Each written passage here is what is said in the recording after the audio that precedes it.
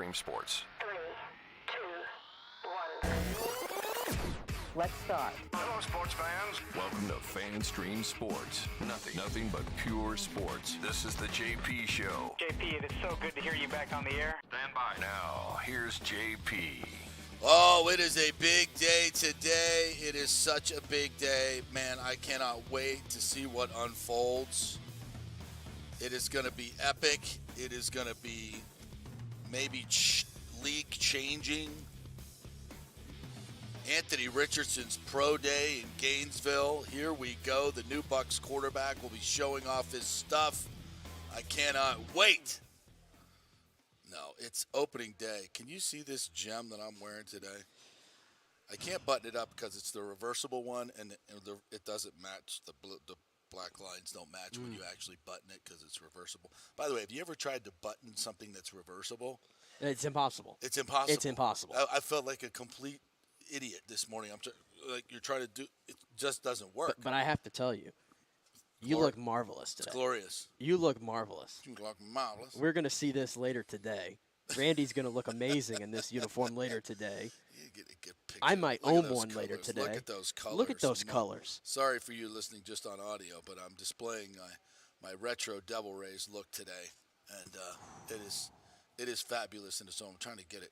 Everything. And I didn't even know you There own. we I go. didn't even know you own this. I've never seen this before. It's You don't break. You don't back break in the this. closet. I was going to say you don't break out this. I know you're not a jersey guy either. No, Only for special occasions. this is a special occasion. See, I thought I'd support you in your endeavor to go to the game today. And You you're beat all me. excited. You beat me. I wanted to wear my Wade Boggs jersey, and this morning I'm going through my closet. I couldn't find it. I could not find it, No. and I was like, "Where is it?" So I made a phone call to my mom, and I said, "Is it in the closet at your house? Because I still have some of my clothes Right. there. It's at her house." Oh, I'm like, "Oh my goodness!" And so she lives in Apollo Beach, and I'm not going all the way back to Nah, Apollo you Beach can't and do then that. back to St. Pete. So so what are you gonna do? I don't have my Wade today. I'm gonna. I You're going like that? I only see one solution. You're. Oh my God. I mean, this is a blessing in disguise. No, you. I can't go. I feel naked right now. Don't I do it. don't have. I'm not covered. I do don't it. have buttons. Well, I guess I you're only going to the see- Taylor Swift concert then. I guess you'll be going to the Taylor I Swift don't. concert. I don't At least see what else Casey I will could be. do. So you're going to go into the team store and buy a jersey just because you forgot to get it out of. The man has been planning for this opening day since 1974, and you forgot to go get your Wade Boggs jersey, which you knew was hanging in your mom's house, so that you could Yeah. conveniently have to buy one at the team I store. mean, I don't for see. $250. I don't see what else I can do. Well, Casey will say, I don't see what else I can do except buy these tickets for Taylor Swift at $1,000 a piece, and then you're stewed. So enjoy the concert. I mean, that's a nice jersey. You're not going to the game. Oh, you can, yeah, absolutely. You're welcome to it. I mean, it's a little snug on you, which means reversible. it's a little snug on So you. you can go either way. Yeah, it's a little snug on you, so it might fit me very nicely. Yeah, Some perfectly. room. Yeah, I am kind of busted out of that thing there, but yeah, no, you're welcome to it. See, that could be the solution. Save us money. Help me. Oh, help me out. Absolutely, I would gladly do that. Absolutely, for $200, it's yours. Oh, Just- come on. Now, we are excited about opening day just up the road here from our CP studios here at RHS TV, which obviously you can always watch it. If you have Roku, by the way, or any of those Fire Stick or Apple TV, you can download the RHS TV app and watch us each and every day and watch the archive shows and everything. It's beautiful, crystal clear, digital, 4K, whatever the hell it is. But it's all there. So, yeah, just check that out on RHS TV. We get over 30,000 views last month on RHS TV. How about that? Nice. Globally, not too shabby. Thomas Casper's jumping in and says $27 D-Ray's jersey, DH Gate. What is that? DH Gate is like the very popular. I think it's like the Chinese website that you recommended me go to. There you go. Everybody gets the knockoffs there at DH Gate. There you go. I don't support supporting the Chinese, but in this case, if you got to do it, you got to do it. Now, very excited about Ray's opening day. We're going to get into some of the particulars. But guess who's going to join us at 10:30 today? The Goose Gossage. One of the greatest relievers in the history of the game. One of the most intimidating personalities and closers in the history of the game. I played golf with him on Monday, and it was an absolute hoot. It was just one of the best days of my life. Such a funny guy, great stories, just super upbeat, positive dude, and really a lot of fun, a lot of energy. So we'll chat with the Goose at 10:30, and then Eric Davis is going to join us. He is the producer of the Rays documentary, The Birth of the Rays, A Devil of a Story, which you got to watch the advanced copy of last night. Yep, I did. I won't spoil it for anybody who wants to see it tonight at 9 o'clock, correct? There's no real spoiler here. Well, it was all news to me, so I Right, just don't yeah. know how many people honestly know the story. It's 50 years, 40 years old. So Well, I'm of the you're generation. Not spoilering Okay, anything, fair. So For my generation, if you haven't who doesn't figured know? out, we got a baseball team 25 years ago. For my generation who didn't know, I found it very interesting.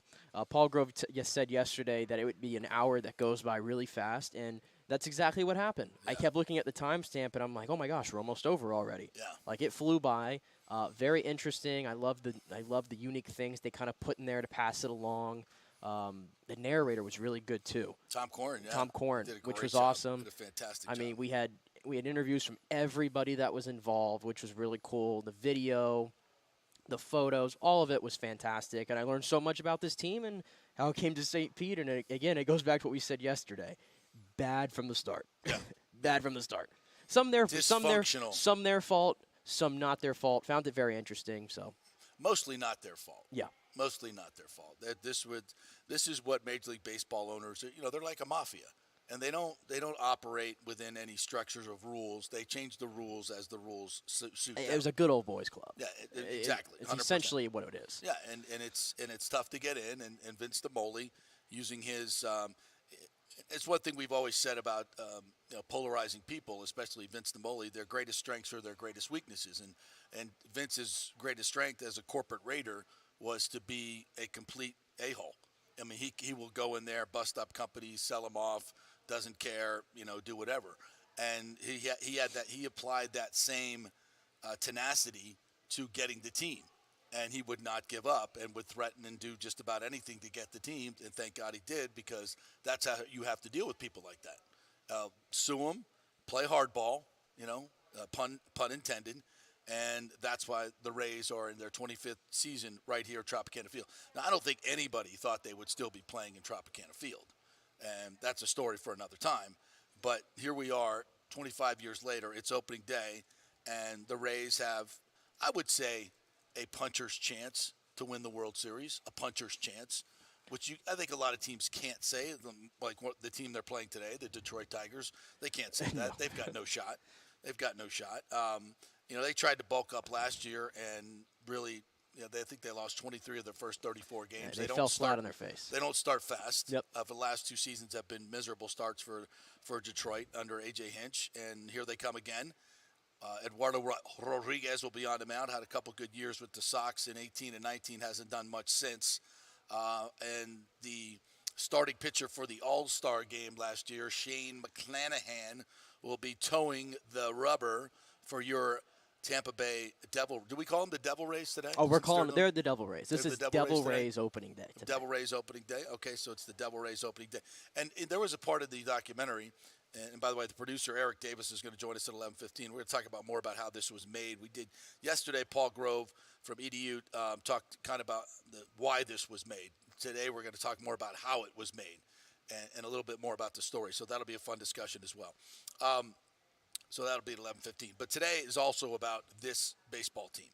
And, we've talked ad nauseum about the lack of moves that the Rays have made. But in the end, I think this is their patience should be rewarded. As much as I would like to, stand on the desk here and yell and scream about their paltry $69 million payroll, which sucks, which is awful, which, you should have beefed that up. You should have spent the money that you have, and you have hundreds and hundreds of $1 million in reserve that you're not spending. That's a fact. That's in the lawsuit, testified to. So that's all there. The Rays have the money to spend. I was listening again to more conversations about this team and how they couldn't spend, they couldn't afford Blake Snell. They had to trade him. They may have got some things back. No, they could have afforded Blake Snell for two more years. They could have afforded Charlie Morton for a couple more years. They chose not to, and that's what you get. You have a World Series team that's ready to win the World Series, and then you dismantle it yourself when you really didn't have to. just to make more money, or, whatever. So here we sit a couple of years later, still trying to get back to the World Series. And is this team better than the 2020 team? I would say no.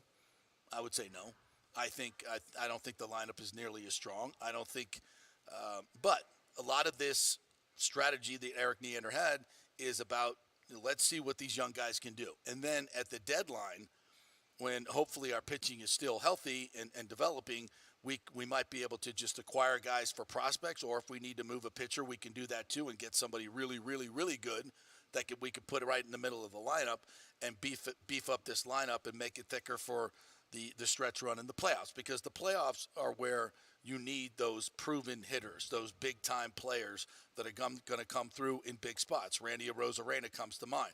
Is Wander Franco going to be one of those guys? Is Isaac Paredes going to be one of those guys? Will Brandon Lau return to form and be one of those guys? He's never done anything in the postseason. So there's a lot of question marks on this team offensively. Defensively, I think it may be one of the best teams they've ever fielded, with Yandy Diaz at first base being one of the exceptions. But everybody else, I think, is a plus defender. And I think this outfield is going to cover a lot of ground. Christian Bethencourt starting at catcher, I think, is interesting. And that was an acquisition that they made last year, a guy that is a former pitcher that is still kind of learning how to catch, but last year really showed a lot of athletic ability, showed some pop in the bat, and I think is a very, very interesting, if you could say this, at 28, 29 years old, interesting prospect. I think that he hasn't really developed into the player that he can be. So that'll be interesting watching his development this year. Jose Siri is another guy with the new rules that, with bigger bases and not being able to throw over more than twice. How many more bags does Jose Siri steal in the double leadoff ninth hole? Who else is going to be running? Will Wander Franco be running on his tender quad? Another question, why does Wander Franco at 22 now? 22 years old, have leg injuries for 2 straight seasons? And spring training being at the Trop, not a good thing. He complained about the artificial turf last year, and it's an issue. Nobody wants to talk about it, but clearly that's an issue. But he's playing today and starting at shortstop. Harold Ramirez, will he continue to hit, although we need more power out of Harold Ramirez? We won't see the big bat, the quote, big bat of Luke Raley or Josh Lowe to start today, but they'll probably be worked in as the day goes along. So here's your lineup. Yandy Diaz, first base, leading off. Wander Franco in the 2-hole, playing short.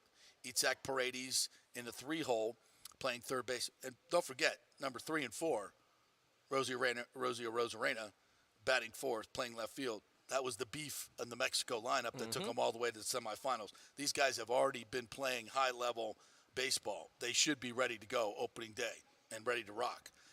Harold Ramirez will bat fifth and be the DH. Manuel Margot starts in right field. He got off to a really good start last year before he got hurt. He was playing really, really well.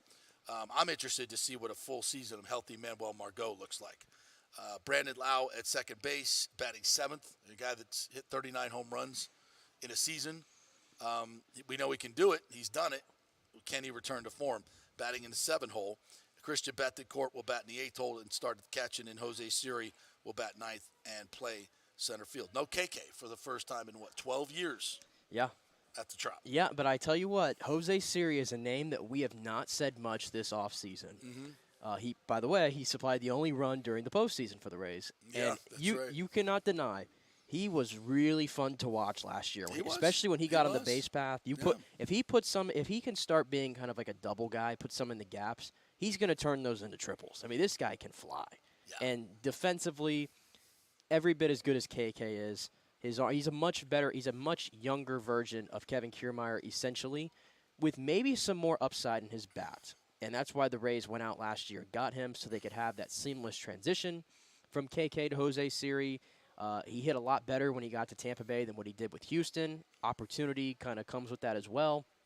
So he's a guy, he's plugged into that 9th hole. I think he could be a future leadoff hitter in this league if he can really improve his batting. But I think he's one of those underrated keys to the Rays this year that I'm excited to see. Well, he typically has not produced at the major league level, right? I'm actually looking at some of his minor and winter league stats.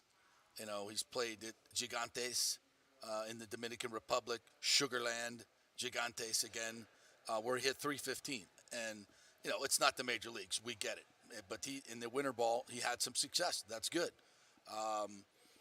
For the Rays last year, what did he end up hitting? 241 in 56 games. Yeah, but he was around like 170. I want to say when he was with Houston. Yeah, not great. Yeah, so 178 for Houston. 70 points higher when he got to Tampa Bay. Yeah, the opposite of Willie Adames. So, you know, and maybe just having a team believe in you, and boy, do the Rays believe in Jose Siri. I mean, they talk about him a lot. Kevin Cash said the other day, you know, we're going to win some games with his legs.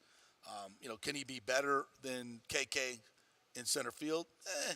You know, KK not only was a tremendous athlete, but his instincts, second to none. The jump that he would get, the jumps that he would make, how he tracked those balls was just amazing.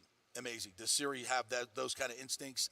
I don't think so, but he may be even just a little bit better offensively and even in the athleticism department. That's how fast he is. I mean, this spring he walked, stole second, went to third on the fielder's choice, and then stole home in spring training. I just say I add him to this. I see maybe more exciting pieces in this offense than maybe I realized, because I think we've been on it ad nauseum, like you said. We wanted to see some more additions to the team, because when you score one run in 24 or however many innings it was, 24 innings in postseason, when you score one run like that, naturally you're like, okay, some changes need to be made. And we didn't get those changes. And the front office is going to invest in these guys again. You know, this is a lot of these guys are the same guys who have gotten them to 4 consecutive playoff appearances, which is something I don't think they've ever done before. Nope. And I mean, Kevin Cash even said yesterday, you know, we've gotten greedy at this point. Yeah. We want more. And so they're going to invest in these guys, because look at that. I mean, Wander Franco at the top of the order, Randy in the middle of the order, and Jose Siri at the bottom of the order. Those are 3 guys that we know are going to be very exciting to watch this year. They can run. They can run. Margot can run. Margot can run as well. I think it's a very balanced kind of lineup. Mm-hmm. I do agree, though, if Harold Ramirez is going to hit in the 5-hole, if he's going to be in that role, I need more power, or he's going to be the guy that I think ends up getting replaced eventually. Yeah, and I think the left-handed lineup will look real different too, with Luke Raley and Josh Lowe in there. So that'll look much different against righties, which they've got to be better against righties. They just have to be. So, and those are big things. Those are big roles to fill, and they have to jump up there and do something. Otherwise, you know, don't forget it's just not the American League East. You know, you've got a lot of good baseball teams in the American League. That, you know, obviously the Astros are fantastic, and a lot of other teams are getting better. Yeah, I do think the American League more so than the National League. Like, if you look at the National League and the 7 teams are going to get in, it's going to be the same 7 teams that it was last year. Yeah. I mean, there is a definite drop off. The American League, you can make an argument for Baltimore to get in to the postseason. You can make an argument for the Angels to find themselves in there. You can make an argument for the Rangers, teams that are going to end up finishing in 4th place in their divisions. You can make an argument for them to get to the postseason. I think it's a lot more wide open. And I'm just looking at, and rankings are rankings, but I look at the ESPN ones, I saw the CBS ones, I saw MLB.com's. Everybody is sleeping on this Rays team this year. Yeah, they really are. I mean, I haven't seen one ranking where the Rays are in the top 10. Well, I haven't seen one where they're in the top 12.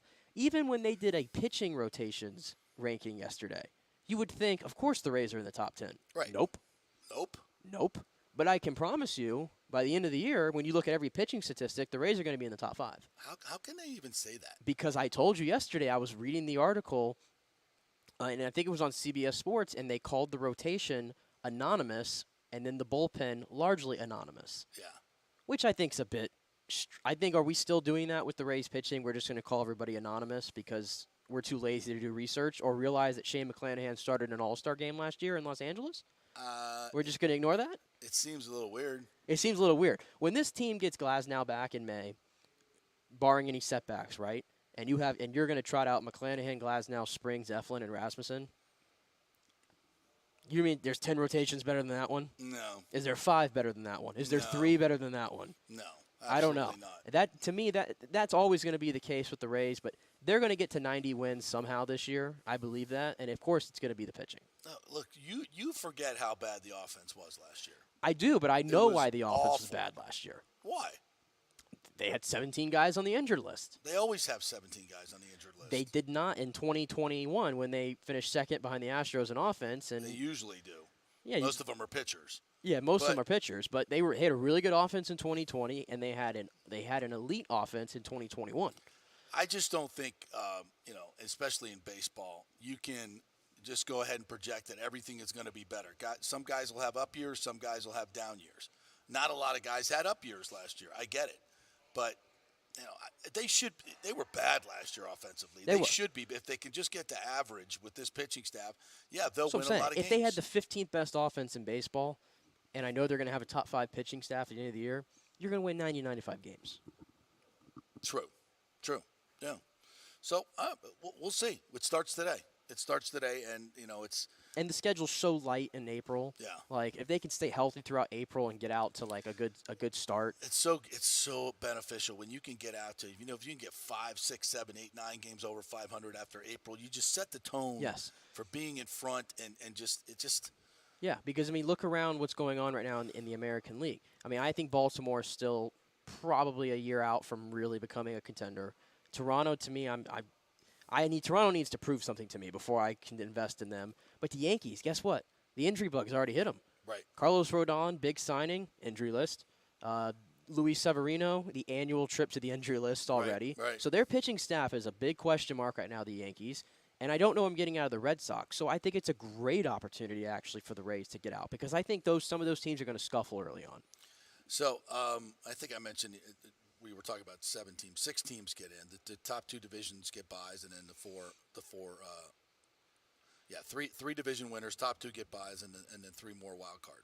Yep. Right. So that's So 6 get in, and 86 and 76 the Rays were last year. I just wanted to double check that. That's 10 games over 500.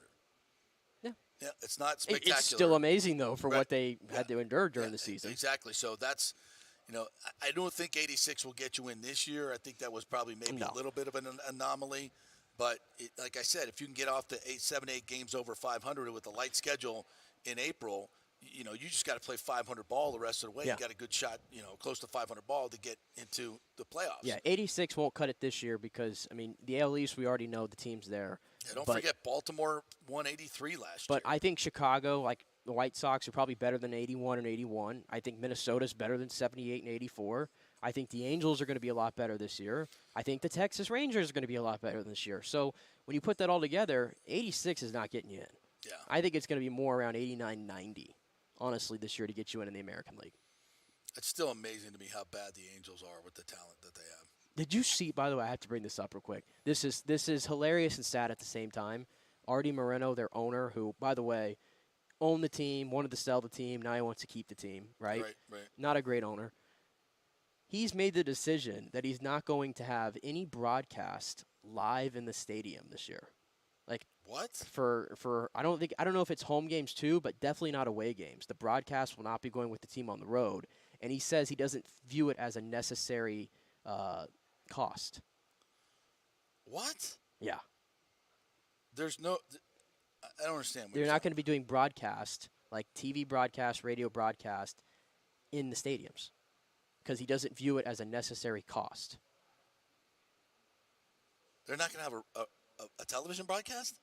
It's not going to be live. Like the announcers are not going to be live in the stadium doing it. They're going to be remote. In a studio? To save money. So they're never going on the road, just always going to be in the studio? To save money. Doesn't view it as an expense he wants to pay. As a necessary expense? Yes. And what's funny is it makes sense because this guy is totally penny pinching for $600 million for Ohtani next year. That's what he's doing. He's cutting costs like crazy. That's my theory You on that. at most are going to save $500,000 with that? And you're going to try to get Ohtani for $600 million? I don't. I saw that yesterday, and I was just like, really? Yeah, he said, Moreno said, airing in person doesn't justify the cost, is what he said.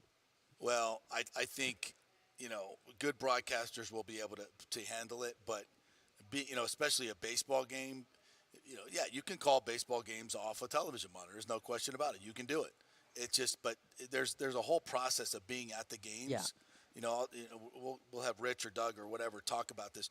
You're down on the field before the game at batting practice. This is where you get all your information. Yeah. It's where you get all your good stuff. Yeah, it's like the energy that's live in the building, Yeah. the Nat sound. Yeah.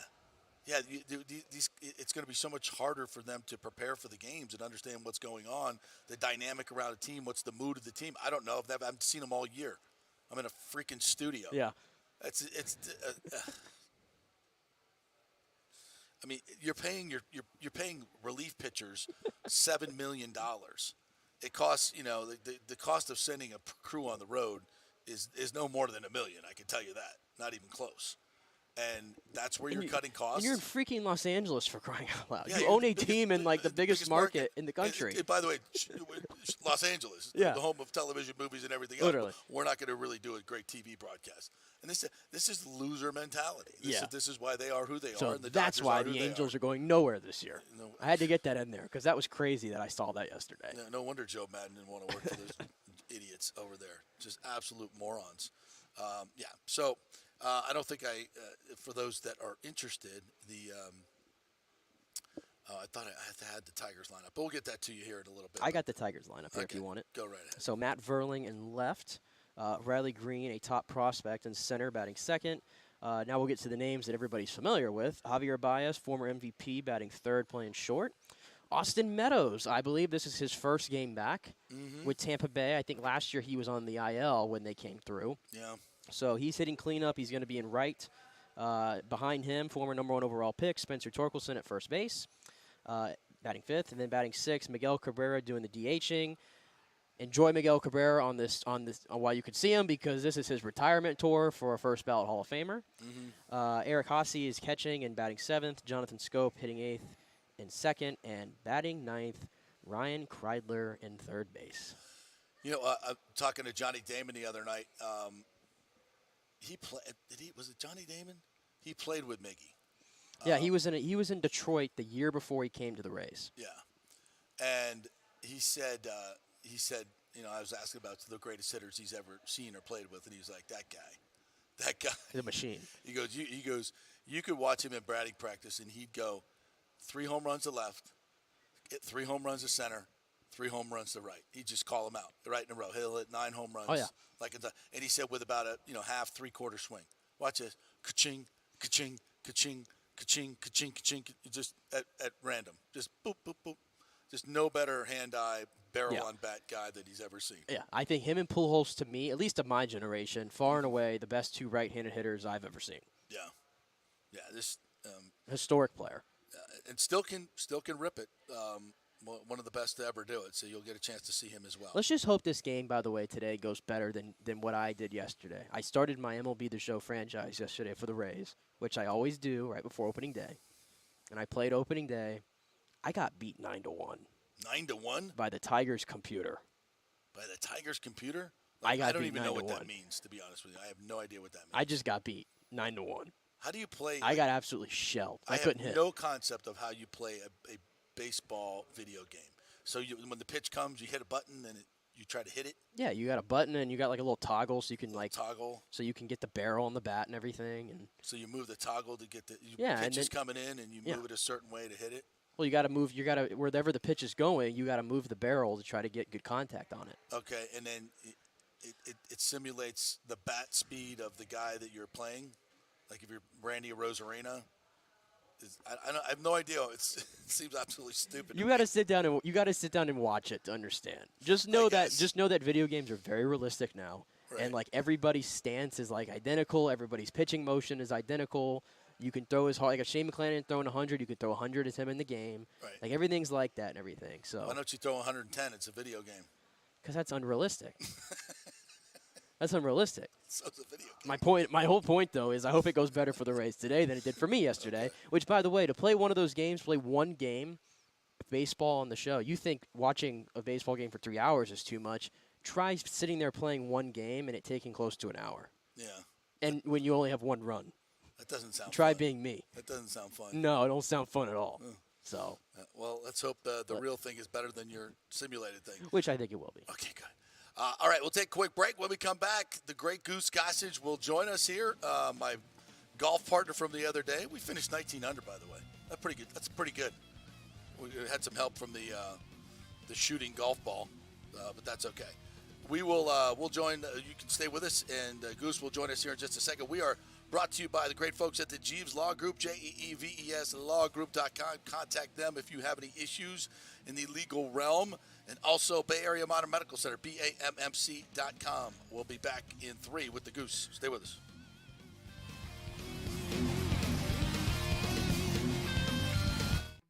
Hey guys, are you experiencing those feelings of getting older, lower sex drive, fatigue, hot flashes, moodiness, or you just don't feel like you had the vitality you once had?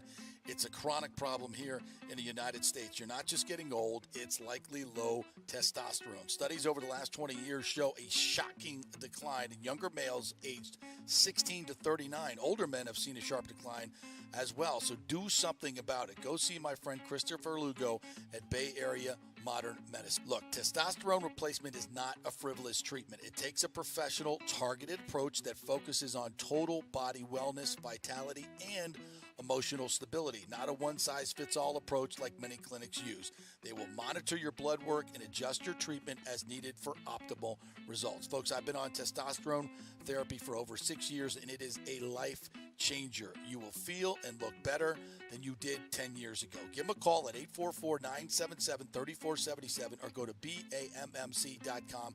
Tell them JP sent you for priority scheduling. That's 844-977-3477 or BAMMC.com. JP here for the Jeeves Law Group. Have you been injured in an accident, in an auto accident, truck accident, motorcycle accident, at work, or at a place of business? Well, call the Jeeves Law Group and get the personal attention that you deserve. I made the mistake many, many years ago with going with one of the bigger law firms, the national law firms. And let me tell you, getting a call back from those folks was next to impossible. Weeks and weeks would go by, never get a call back. That doesn't happen with the Jeeves Law Group. Personal attention is what they're all about. When you call the Jeeves Law Group, you will be part of the family. They will represent you in a vigorous and aggressive way against the insurance companies. These larger companies will promise bigger settlements, but it's the Jeeves Law Group that will get you the best results. If you're tired of dealing with these bigger law firms, check out the Jeeves Law Group. Go to JeevesLawGroup.com, tell them JP sent you, get a free consultation. It's the Jeeves Law Group. Scott Jeeves has been representing clients in the Tampa Bay area for over 25 years. Give them a call. It's a free call, 727-894-2929, 727-894-2929, or go to JeevesLawGroup.com. Hey guys, JP here for the Gold and Diamond Source. There is no better place.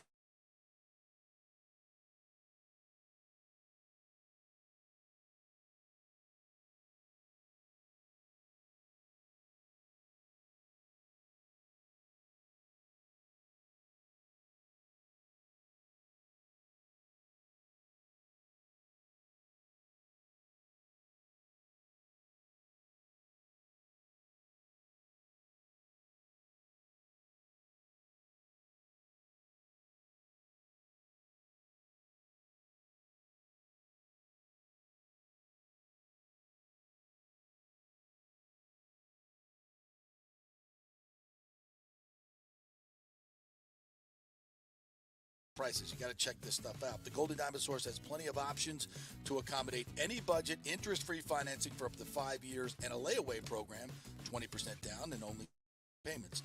And this month only, get up to 15% off the March birthstone, which is aquamarine. Like we always say, keep it local, folks. The Golden Diamond Source, Julie and Steve Weintraub, such great philanthropic benefactors. So let's keep it all local here when we have the opportunity, right? It's the Golden Diamond Source, 3800 Olmerton Road, always online at thegoldendiamondsource.com. Coming back at you. Now, more with JP on FanStream Sports. It's only just begun. All right, welcome back to the JP Peterson Show, brought to you by the Jeeves Law Group. It is opening day. We are jacked up for some Devil Rays baseball today, 3 o'clock, 3:10 first pitch with the Detroit Tigers. And our next guest played for many teams. One of them was not the Tigers. The great Goose Gossage, Baseball Hall of Famer, World Series champion, and one of the best golfers I've ever witnessed in my entire life. Playing with you on Monday was an absolute joy, my friend. How are you? Hey, JP, good morning. And all your fans out there. Yeah, that was a great time Had a lot of laughs out there the other day. We sure did. Mostly at my expense. You can go and tell them what a horrible golfer I am. Except for when the Well, money was on the line on 18 on the long drive contest, I finally showed up. It was a little late, but I did win $1 off you, so you did. You bombed it. I said, "Where's that been all day?"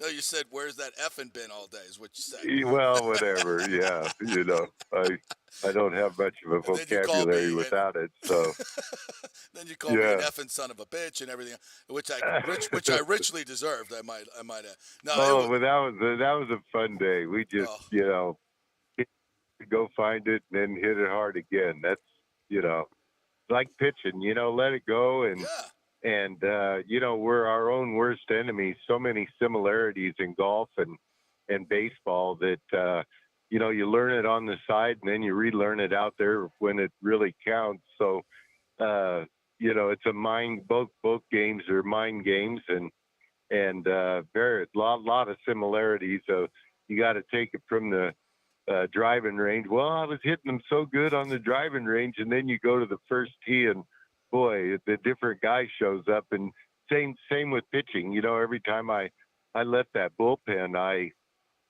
didn't know who was going to show up, the good guy or the bad guy. So you just got to go. You got to learn how to transition that from the bullpen to take it what we called between the lines and perform at maximum without getting your head and everything else in the way. You know how it is. Absolutely. We're our own worst enemy.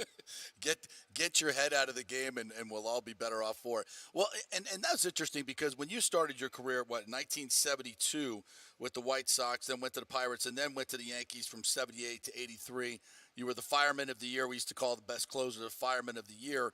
And you, along with Raleigh Fingers, really pioneered the closer role, right? When you first came up, tell me about that, like how that became a thing where they just said, you know what, this hard-ass son of a bitch throws really hard. He's determined. He's very intimidating. Let's put him on the mound in the ninth inning and just shut things down. Well, it was at the forefront of specialization in the game. Yeah. And, starters at that time still prided themselves on finishing what they started. They started that first inning with the thought of being there in the ninth inning. And in 1972, Chuck Tanner, when I made the big league club, I was in A-ball the year before. My God, what a jump. Wow. From A-ball to the big leagues. It's almost out of high school. I was in the big leagues. And it was a baptism under fire, and Chuck Tanner and Johnny Sane were ahead of the way the specialization started right there. There were some great relievers, Elroy Face, Dick Raditz from Boston. These guys were great relievers. Lindy McDaniel with the Yankees was a great reliever, but it hadn't come as a specialization. At 72, Chuck Tanner and Johnny Sane said, hey, these starters get in trouble. It's going to be you and Terry Forrester. Me, meaning me and Terry Forrester, a hard-throwing lefty. And when these guys get in trouble past that fifth inning, that was our game. Closer wasn't even a coined phrase at that time. Closer, we were relief pitchers. Closer is the modern day. Dennis Eckersley started the closer thing with the one inning. What I did and what Mariano and what these guys do today and what Raleigh Fingers and Bruce Sutter and all of us did, Sparky Lyle, the great Sparky Lyle, we were handed the ball, and in situations when that starter got in trouble, we came in many, many times in the sixth or seventh inning with inherited runners, meaning there were guys on base when we used to come in the game, get out of that, might be the sixth or seventh inning, and then go on to finish the game. Hello. Now the whole game to me is upside down. I can't hardly watch it, really. I hate to even say that because like they've torn my heart out. Yeah. With, the torch that was passed to me is no longer being passed to these younger players. Yeah. And it's so important, and the respect that these guys, the lack of respect that these, I call them, it's the revenge of the nerds, and the computer geeks. Yeah. Yeah. So, they're getting the last laugh. They won their rotisserie leagues at Harvard and Yale. Very smart guys, but they're upending something that was the most beautiful game on the planet. And it paralleled life. It's a tough game. It's a very difficult game.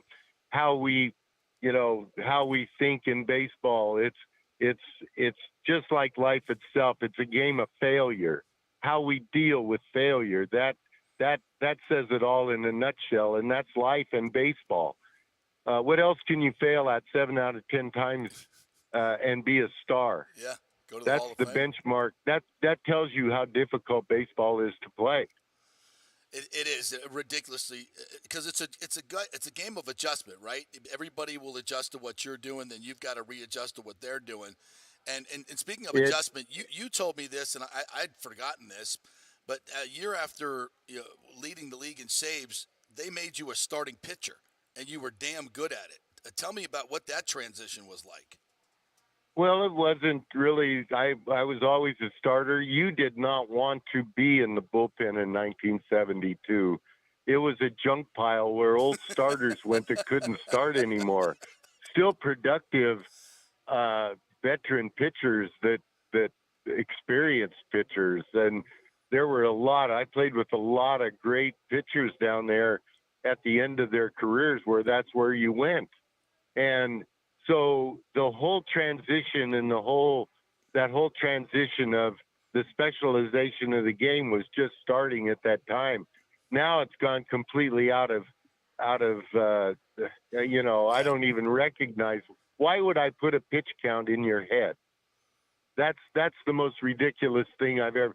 They're babying these guys to the point they have stopped training them. Yeah. Does that make sense? Yes. Yes. They've got so much. When they had $20,000 in us, they threw us to the wolves. And you know what? We got stronger. Yeah. We trained as the season progressed, and we got more innings under our belt. Guess what? We got stronger. We didn't break down. Now these guys are pitching less and breaking down 10 times more. Yeah. It's like you can't even be in the big leagues without Tommy John surgery. Right. What the hell is that?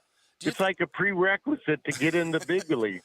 The little leaguers are getting it. It is ridiculous. These no windups are killing these kids. They're not even training them properly. They've stopped training them because the nerds are running it that wouldn't even know how to put a jock on the right way.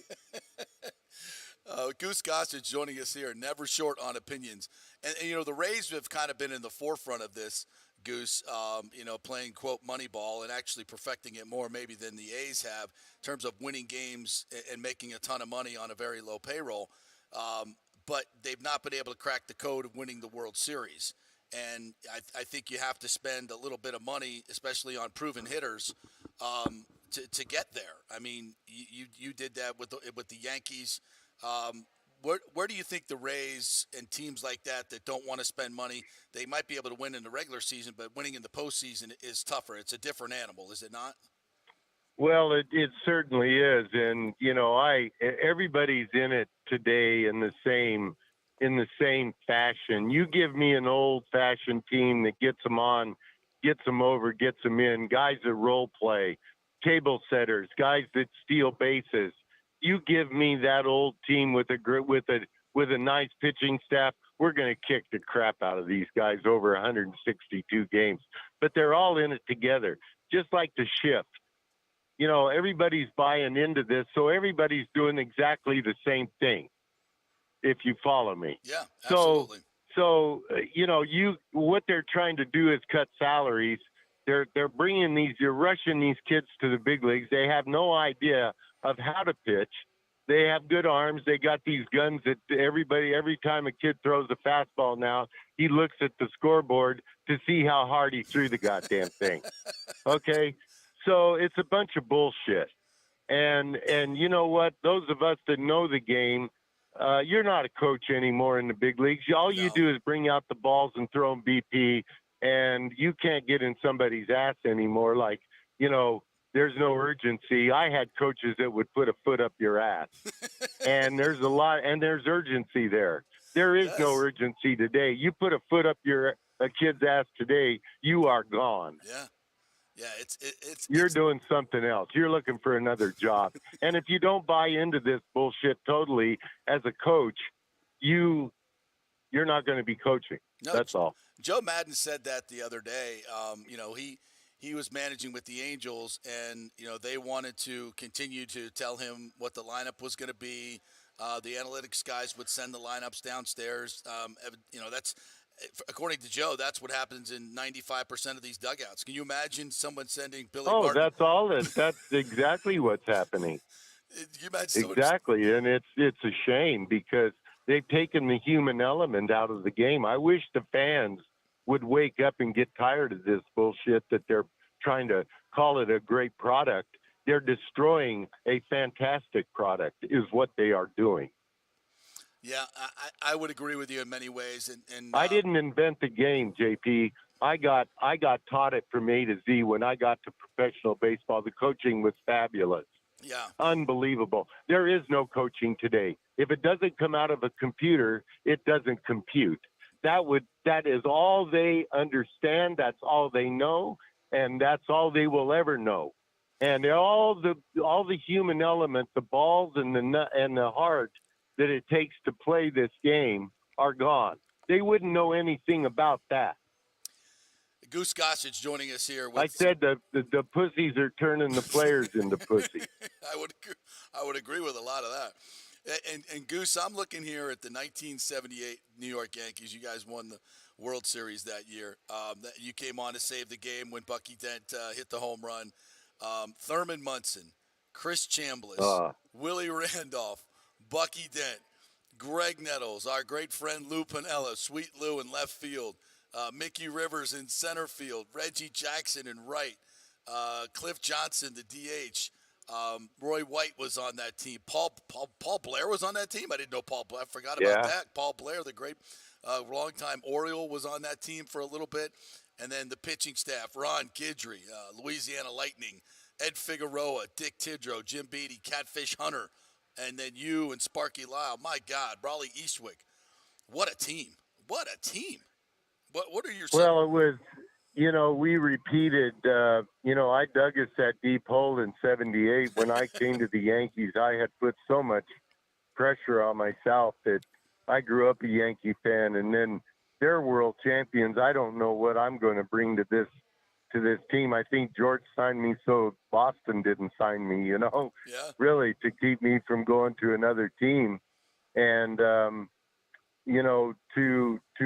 have been a part of that world championship team, it was the best team that I've ever played for. Every position, we had a veteran there that knew exactly how to play the game, and a great pitching staff.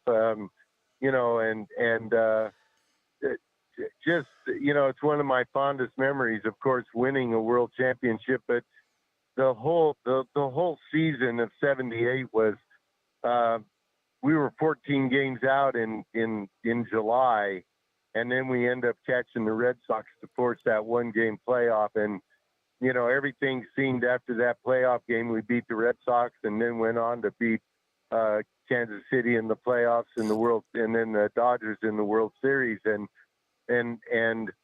oh my gosh, it was, the World Series and the playoff game was like a street trading game after that Red Sox Yankees playoff game. So, it was my career, JP. It was like getting on the best ride at Disney World, of being a 10-year-old kid, and getting on my favorite ride for 21 years, almost 22 years. So, the fans that I've met, the acquaintances, the game just still keeps giving back to me. And the fans are so awesome. I get to meet fans everywhere I go, and anytime I can make somebody's day a little better by signing an autograph, wow, how good is that, you know? Awesome. I was reading last night and doing a little prep, and I wanted to ask you about a couple of moments in your career. In that one game playoff, you give up a couple of runs in the eighth. It was 4-2, and then it's 5-4 in the ninth. 2 on. Carl Yastrzemski is at the plate, and you get him to pop up to Nettles at third. What do you remember about that game? Well, I remember him stepping to the plate, and I had never been that nervous up to that point. I'd never played in a game of that magnitude. I'd been in a lot of big games, regular games, but nothing of that magnitude where Red Sox, you couldn't write a better script. Red Sox, Yankees, identical records, same division. Now we have to play one game playoff for all the marbles. It just didn't seem fair that one game was going to decide this whole season, you know. And now we got to play the damn thing up in Fenway, which no lead there is a safe lead. Yep. And you turn around as a pitcher, and that monster looks like, the front door of your house. I mean, it's like in your face. And so just the whole atmosphere that day, it was I'll never forget it. And the people that were there will never forget it. It was a real, real fall Indian summer day, just the most magnificent fall day. And here we are. And I was standing in the outfield thinking, it's too bad because we hated them and they hated us. It was good old fashioned hardball, but the respect that we had for them, and I think they had the same respect for us, because these two teams were fantastic teams. And I went to bed that night thinking I'm going to be facing Yaz for the final out. And sure as hell, he comes up to the plate, and I hadn't pitched particularly well. I'm still shaking in my shoes. I'm still nervous as hell. I can't believe I'm in this game. I can't believe this is even kind of happening. It's almost like an out-of-body experience. Here you are in this biggest game of your whole life, and, the loser goes home. Right. And, it just didn't seem, and standing in the outfield that day, I said, it's too bad. I said to myself that there has to be a loser today. Yeah. Because these are two great teams. And I went to bed thinking the night before that I'm going to be facing Yaz for the final out. I swear to God. You visualized it. Oh my God. I said, I don't know. The psycho, mind is so powerful. There's no way that I could have choreographed this thing too. But here's Yaz, final out, 2 outs, 5-4, bottom of the ninth inning in Fenway Park. And here's Yaz to a standing ovation. I said, well, this is what you went to bed last night thinking, that you're going to be facing Yaz for the final out. Well, here it is. I said, why are you so nervous? Yeah. Why are you shaking? I said, what's the worst thing that could happen? I said, the worst thing that can happen, I'm asking questions and I'm answering them. I said, the worst thing that can happen to me is I'll be back in Colorado tomorrow hunting elk. Right. And I'll be damned if it was the first time the whole game that I took a deep breath. And now Yaz is, at the end of his standing ovation. And it was the first time, like I said, JP, that I took a deep breath, relaxed, and the first pitch to Yaz stepped in the plate, stepped in the box. The first pitch to him was down in the zone, and I knew it was the hardest pitch I'd thrown all day. And the next pitch was the same pitch, only in the strike zone, and it tailed into the left-handed hitting Yastrzemski, and he popped it up to Nettles to end the game. And then, like I said, the playoff game with the Royals and then the World Series with the Dodgers was like those were like spring training games compared to that game. So, I came out on top. That's the fine line we walk between success and failure. Yeah. If for some reason I don't get Yaz out, man, it changes the whole course. But that's life, and that's why baseball, I say, parallels life. It's a mind dump. It's perseverance. It's all the things that make us great and everything that make us successful in anything else that we do. What a great recollection of that too. That was chilling. I got chills because I remember watching that. I was a freshman, I think, in high school, and it was like before batting practice or something. We all were kind of huddled around the TV before we went out to practice at school. We had a TV and we were all watching it. And Bucky Dent happened to be from my hometown in Hollywood, Bucky F. and Dent. And when he hit it, of course, we were all going. He played in the same little league that we all played in. And and so we were all going crazy for Bucky Dent, and then you close it out, and you closed out the World Series as well, getting Ron Say, and to pop up to Thurman Munson. I mean, I'm talking about these names. These are just, I don't know, my friend, my producer here, Nick, who's like 12 years old. I don't even know if he remembers these names, but and then what was that feeling like, winning a World Championship, and you get Ron Say to pop up, and big Thurman Munson catches it. What was that celebration like? Well, you know what? It was very subdued. Yeah. Our clubhouse, what we had come through, the 14 games that I had dug us the deep hole. Yeah. And in the end, I helped to dig us out. Right. But yes, you did. It was a game of highs and lows. There's a videotape out there of it. The old song, "It Don't Come Easy." Yeah. It was to that song, and they played a video to that song of that 78 game, that 78 season, and the highs and lows and what we went through. It's the most amazing. I have a copy of it somewhere, but it's really a great, it just depicts of what really went on that season, the highs and lows.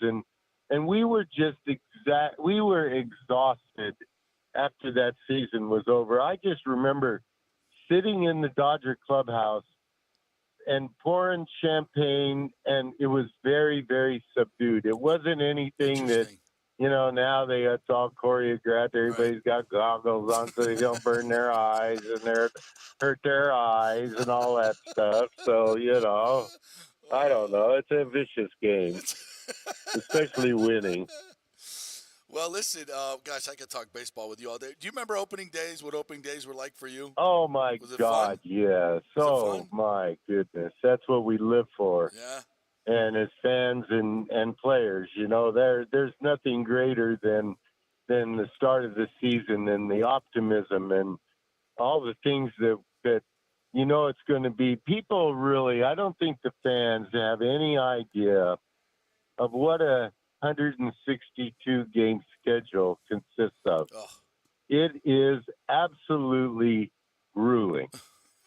And then you add 30 games in spring training that we used to play, and then you go to the postseason. My God, you go to the postseason and do all the other things and the regular season and then spring training. And boy, I tell you what, you need 3 months to lick your wounds. Yeah.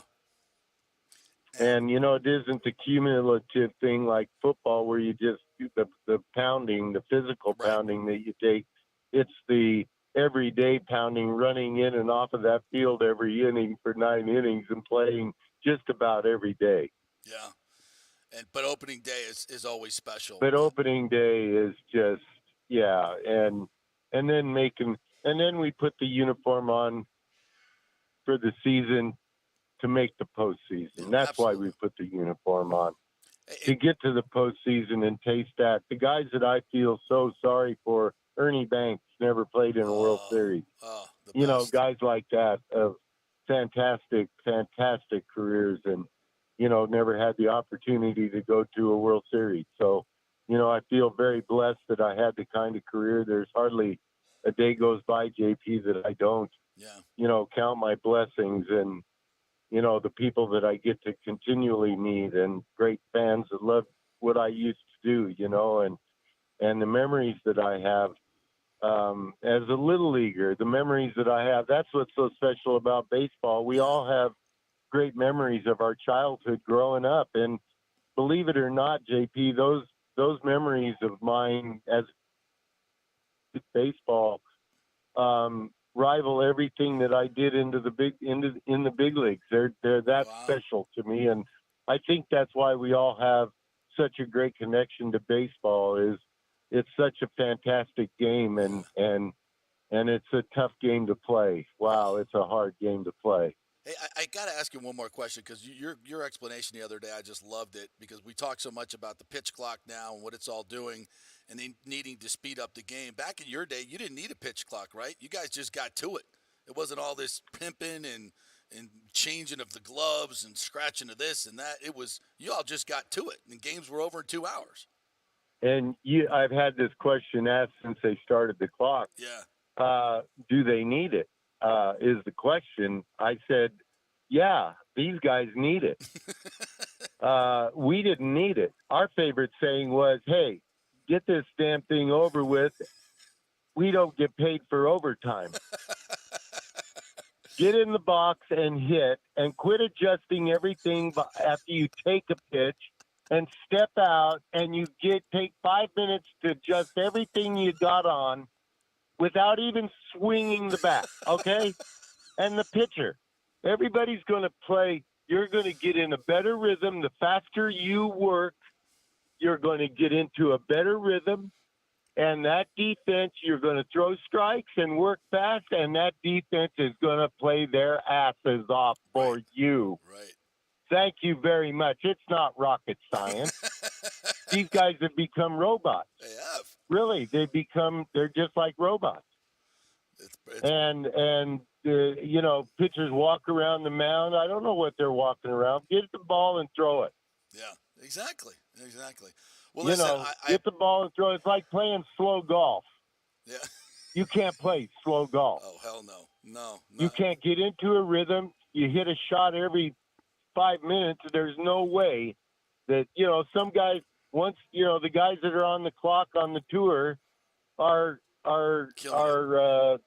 they're paralysis by analysis. Yeah, it's just killing the game. I know. It's just like, that's all we do is then you're killing yourself. Yeah. Well, I said we're our own worst enemies out here in the game. I love it. And listen, I'm sorry you have to take a step down with your golf partner tomorrow. I mean, after me and Ryan the other day, now you got who are you playing with tomorrow?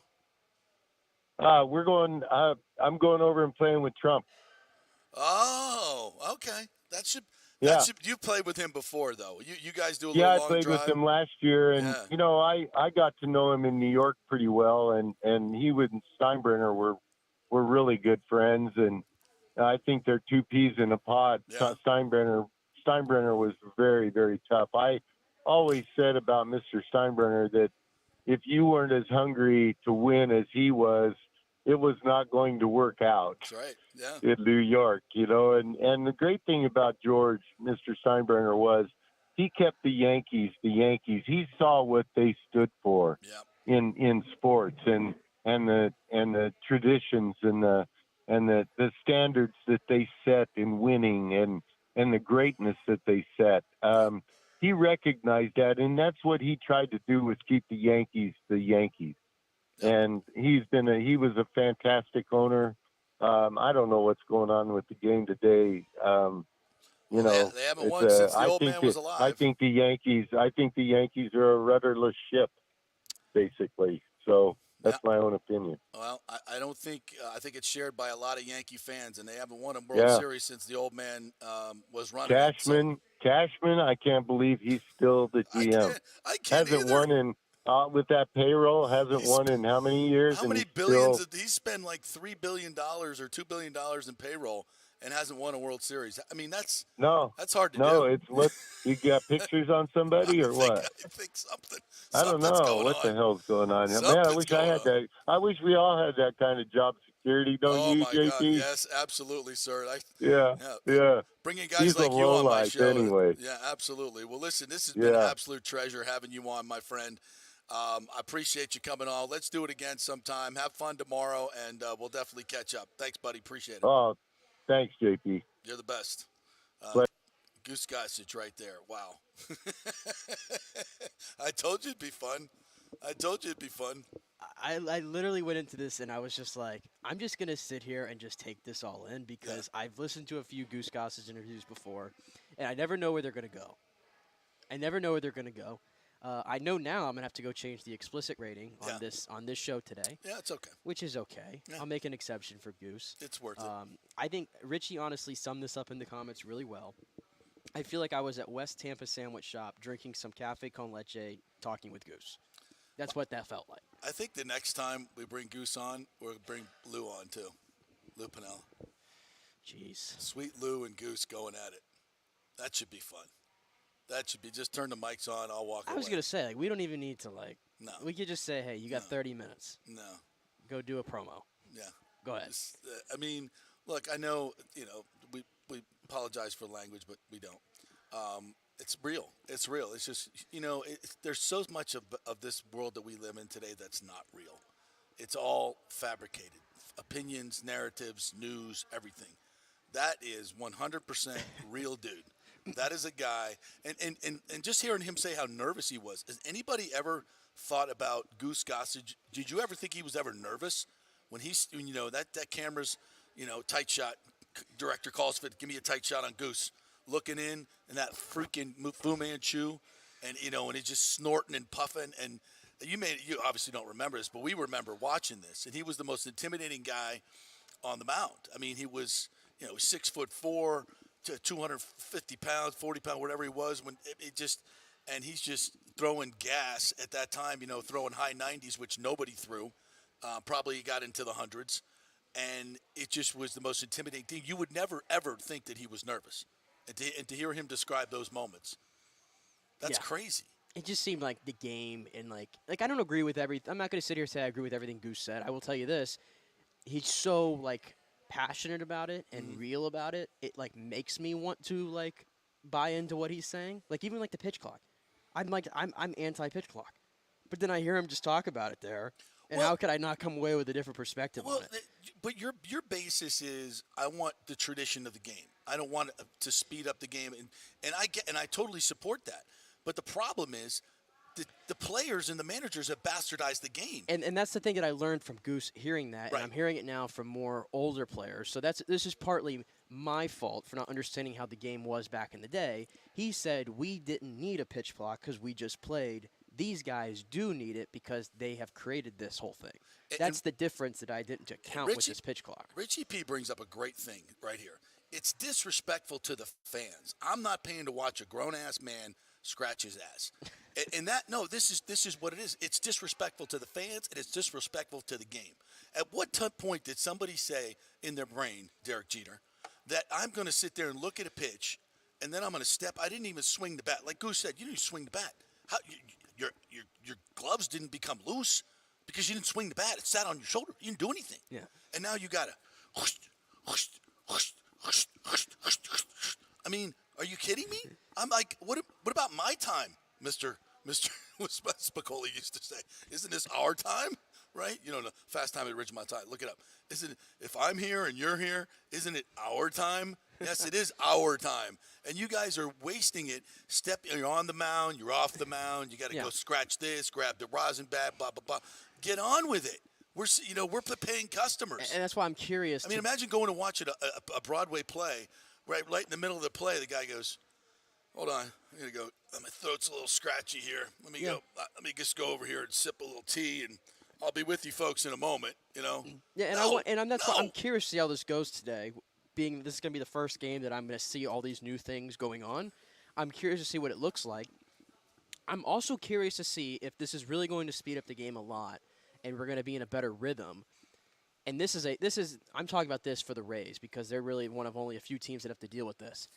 When it's a Tuesday night against the Royals, and there's 8,000 people in the Trop, right? Yeah. And that's probably, I will say let's set the pitch clock at 10. That's probably the hardest games. Those are the hardest games to go to and sit through. I'm just being honest. I could be the biggest Rays fan ever. It is what it is. The atmosphere is just not there. Yeah, it's hard to get through. I'm curious to see how much it helps those games, right? Get going. Get a little bit going more. A little bit. Yeah. To where it's not as boring. To where it's not as boring because of the perception of I'm only one of 8,000 people in a 35,000 stadium. Yeah. Now it's going faster. There's a rhythm. I'm curious to see if it helps the product of those games when you're in attendance. Yeah, I think it will. Absolutely, it will. I just think it helps the overall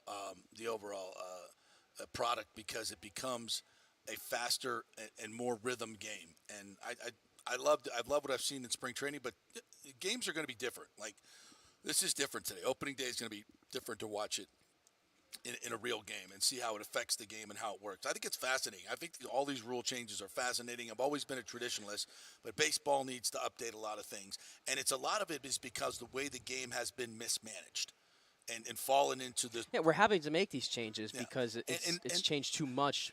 And the already. Analytics, and I agree, I think there's a place for analytics in the game, but it has taken way too much precedent over baseball, over feel.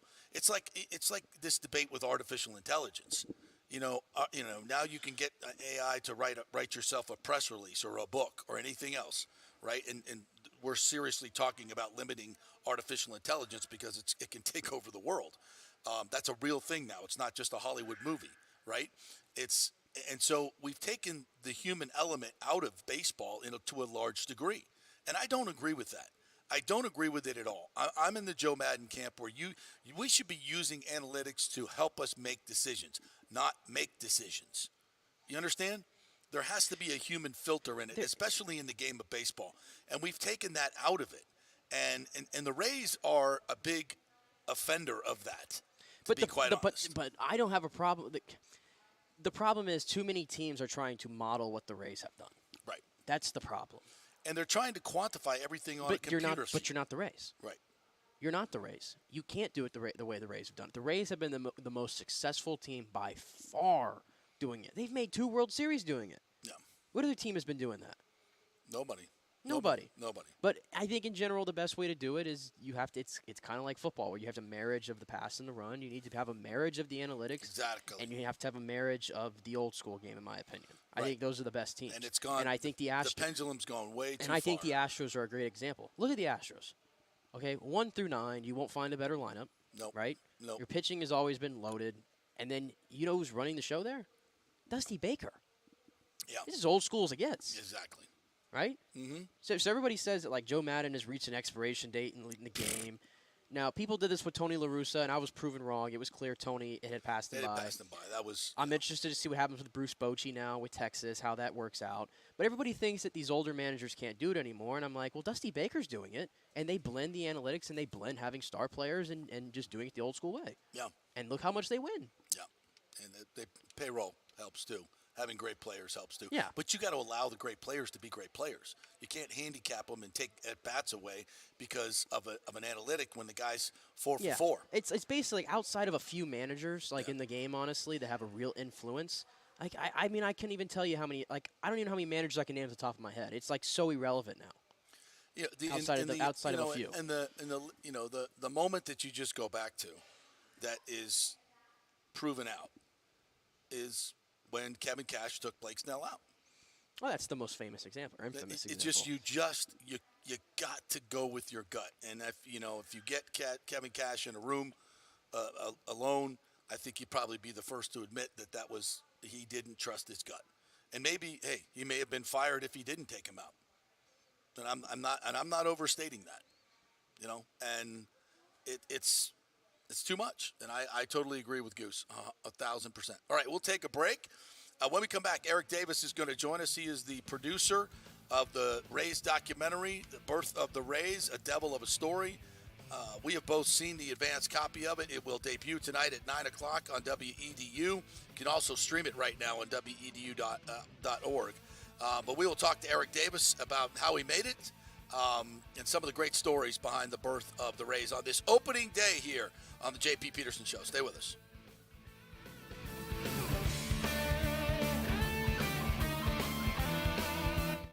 All right, this is for all you guys who don't want to go to the gym and do 5,000 crunches. At Bay Area Modern Medical Center, you can get on the new True Body machine where you can reduce fat and tone up your muscle. It's like doing 54,000 crunches in just 15 minutes.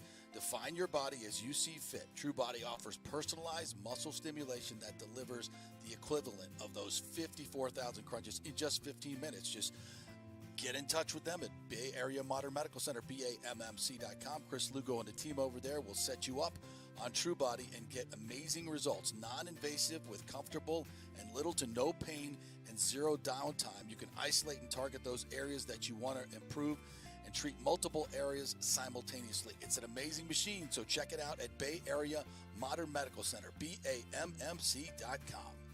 Well, Fitz the mortgage guy did it again. A listener heard his ad, was going to another big bank, but called Scott Fitzgerald at American Mortgage Services of Tampa, and Fitz saved him $618 on his monthly payment. Are you kidding me? Folks, that's big money. Rates are going up, they're going down, they're going all over the place. Scott will shop your loan and save you lender fees and get the best rates. Email him, scott@amstampa.com, or call 813-294-7595. That's Fitz the mortgage guy. Lots of stuff going on right now, and these rates are going all over the place. You need somebody knowledgeable in the market that will work hard for you and get you the best deal. That's my man, Scott. He's done 3 loans for me, done thousands of loans for local folks here, works with a lot of the coaches and players in the area. He's the guy. 813-294-7595, or go to scott@amstampa.com. Coverage can be confusing and expensive. I mean, where do you start? Which companies can you count on to pay out fast and fair? Well, call the great folks at Italiano Insurance. It's a family-owned business. Jeff and Nat Italiano are carrying on the 60-year-plus tradition of giving amazing customer service and giving back to the community through their annual backpack drive for needy students and their support of the local pediatric cancer patients. But it's the customer service that sets them apart. They can shop all your insurance needs and save you big-time money. Don't hop on the internet and waste time looking at some bogus reviews. Talk to knowledgeable agents and not some voice-generated robot. These are confusing times for homeowners, and Italiano's team of experienced professionals can provide the right coverage for every situation: home, auto, business, life. It's Italiano for all the pieces of your life. Call 813-877-7799 or go to italianoinsurance.com. Let's go. Right now, back to the show with JP on FanStream Sports.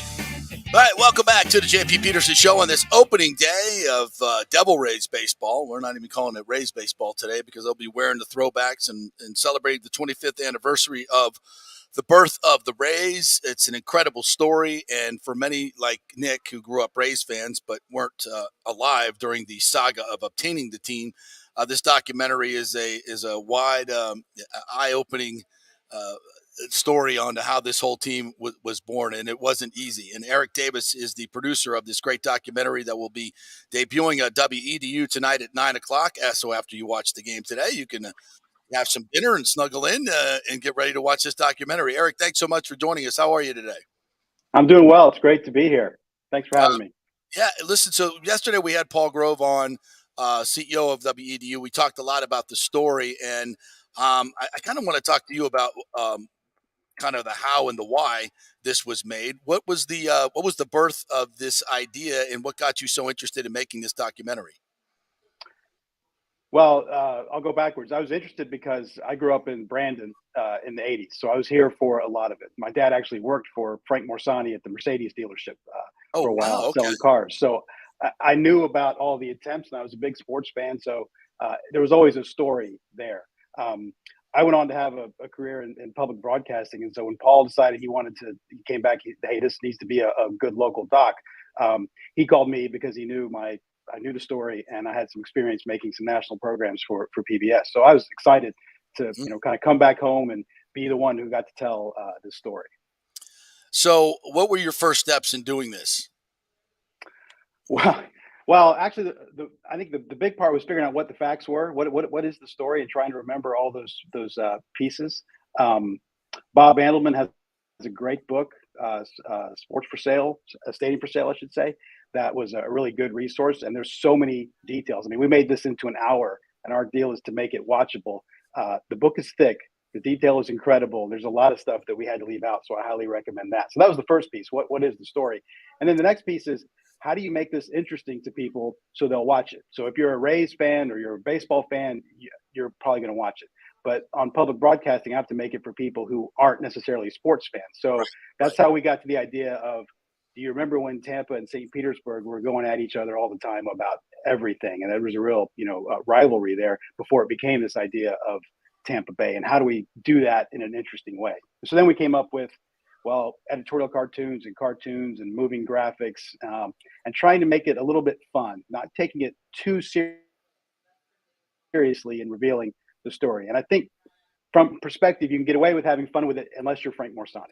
He's the only one that didn't have any fun. So. Yes, which is true. And I know most of the people know the story. We talked a lot about it yesterday, so we're not going to recap all the different swings and misses. But I love the way you guys, from a writing standpoint, structured this, as far as kind of a 9-inning game and strikeouts and what have you. And Tom Corrin, good friend, absolutely masterful in the way that he did that. Tell me about how did you come up with the story structure? I was looking for something that might be clever. And I thought, well, why don't we just tell it like it's a baseball game? And then the surprise is that baseball game is supposed to be 9 innings. Okay.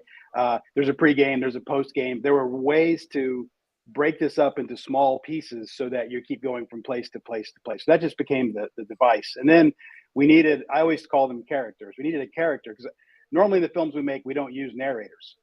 But in this case, I didn't do all the original interviews. And so I needed somebody like a narrator. And when I was an intern at Channel 8 back in 1988, that's where I got to know Tom Corrin. I haven't talked to him in 30 years. Yep. And I call him up and say, hey, you might remember the intern from that one summer. I'd love for you to come and do this thing. And he was very gracious, and it was great to catch up with him. And I remembered the tone of his voice, and I remembered how he presented sports. And I'm like, this is the exact right tone to do this. And it worked out great. And one of the exciting parts is we got to go to Al Lang Stadium and do that in the press box at Al Lang, where all those, on that space where all those Hall of Famers had played. And I thought there was something special about that too. Yeah, it really worked out well, tremendously well. Eric Davis is the producer of The Birth of the Rays, The Devil of a Story. I personally, having, worked in local television for many, many years, at Channel 8 myself, by the way, I just love seeing all the old footage of my colleagues, Chris Thomas and Dick Crippen and Gail Sirians and Bob Hyde and Al Keck and Dave Worth. I heard a little Jerry Johnson in there. I mean, it was like the soundtrack of my television career.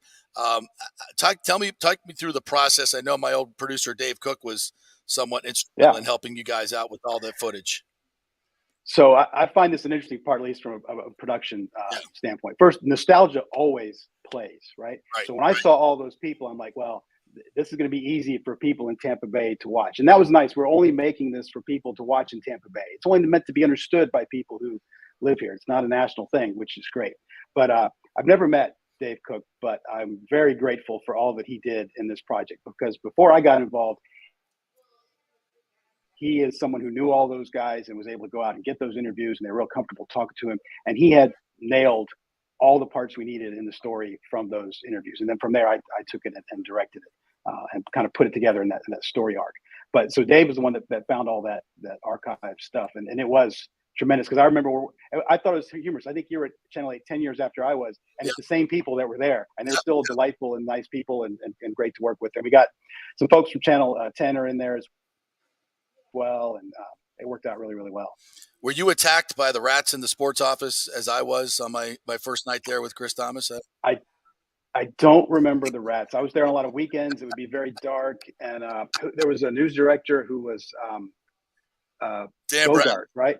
No, Bradley's news director, but Bogart was an assistant news director. Yeah. I remember just sitting in there, this dark room where we did sports, because that's how you did it. There was one light, like it was a pool hall. And Bogart sits down, and I'm looking at this guy. He looks just like his dad. And I'm like, what world am I in? Right. Gotten myself. I entered there, and I worked at TBT back when Mark Haggard was doing the weekends there, and Kevin O'Connell had just started, and so that's how I knew a lot of the people that were there, and was happy to see them on TV again. Eric Davis joining us here, producer director of the Rays story, which will debut tonight on WEDU. You can also stream it right now, I believe, on WEDU.org. It's live right now. Yep, you can see it right now. If you're a baseball fan and right before you watch the Rays today, you can watch that as well. Is there any part of the story? I know you said you obviously grew up with your dad working for Frank Morsani. Is there any part of the story that surprised you that you didn't know about? So, two things that I think stuck out, and I think they came from perspective of distance. And one is that Frank Morsani's not a baseball fan. I don't think he'd ever been to many baseball games. He wasn't really interested in baseball. I believe him when he says he thought this was right for the community, and so he wanted to do it. And at the time, he was capable of buying a baseball team, and there wasn't a long list of people who were. And so he took it on for that reason. That may have hurt him in the eyes of baseball too. I don't know. That's conjecture on my part. But I thought that was interesting that a lot of the people that get involved are big sports fans, and he was not. The other one is that I went around with was the story of Bill White and the Giants. And I had forgotten that, Namoli goes over and buys the Giants. Fay Vincent, the commissioner of baseball, says, yeah, that's great. 3 days later, they fire Fay Vincent.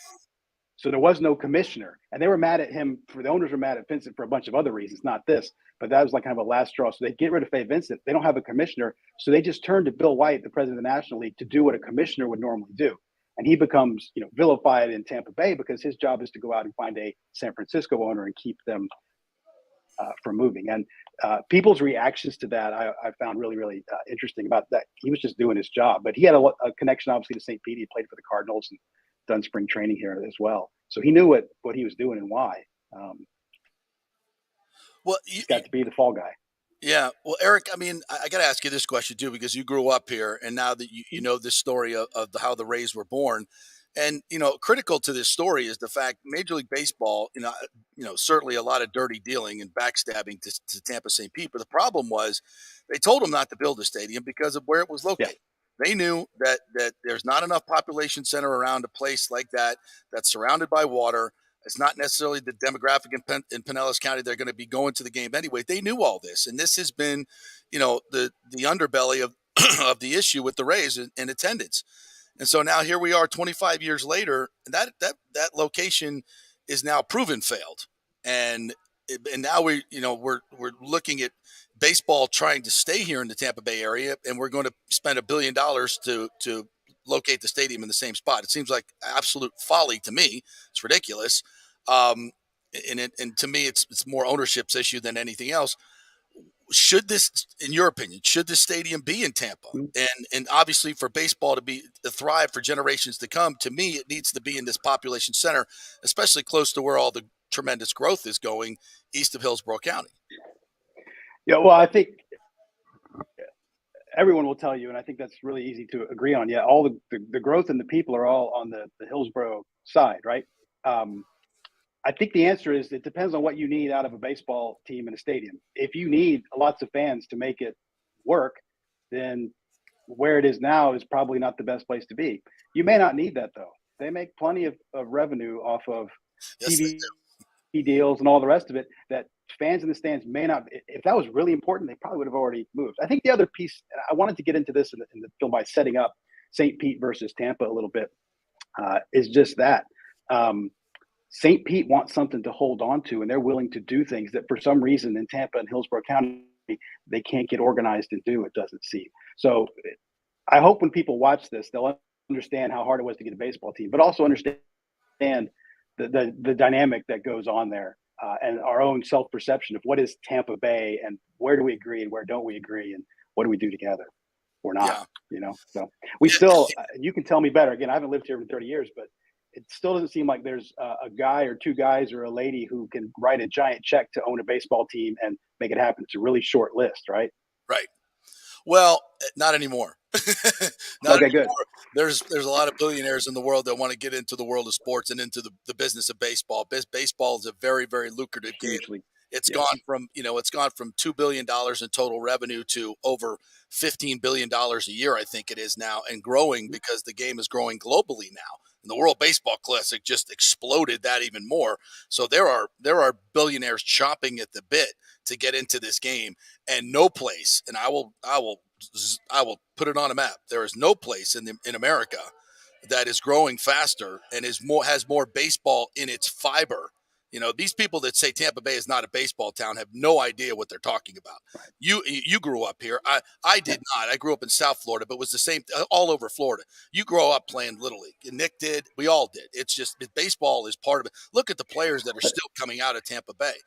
Yeah. And the population is exploding, and we've done it all wrong in terms of a terrible stadium. It's an awful stadium in an awful location. And, my opinion, frankly, the owner has not certainly beloved by the fans by a lot of the things that he's done.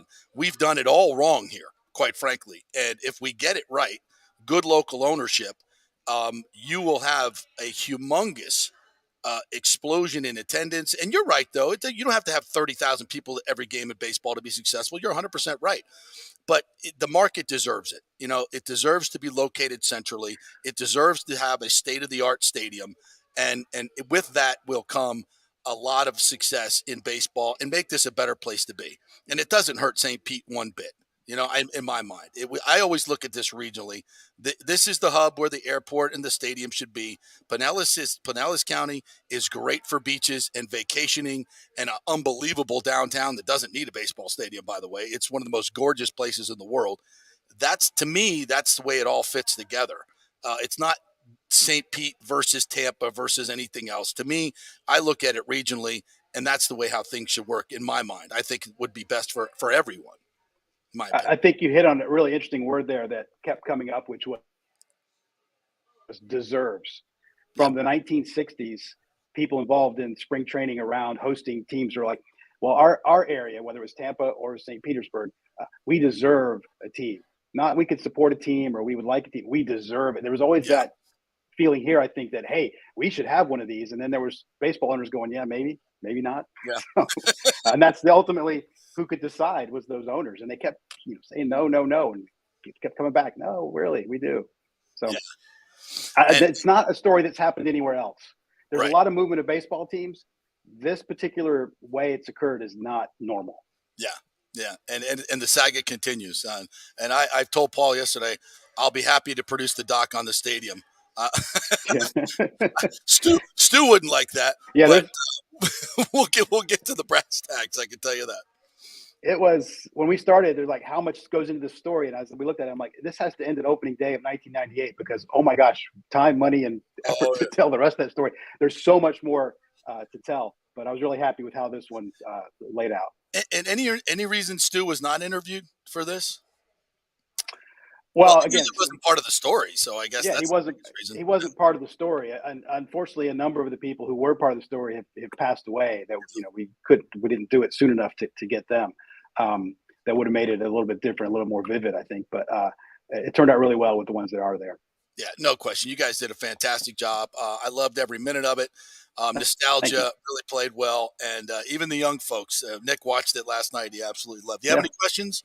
Anything you want to ask Gary? I was going to say, and you might have answered it throughout this when we were talking about the stadium where it was located then.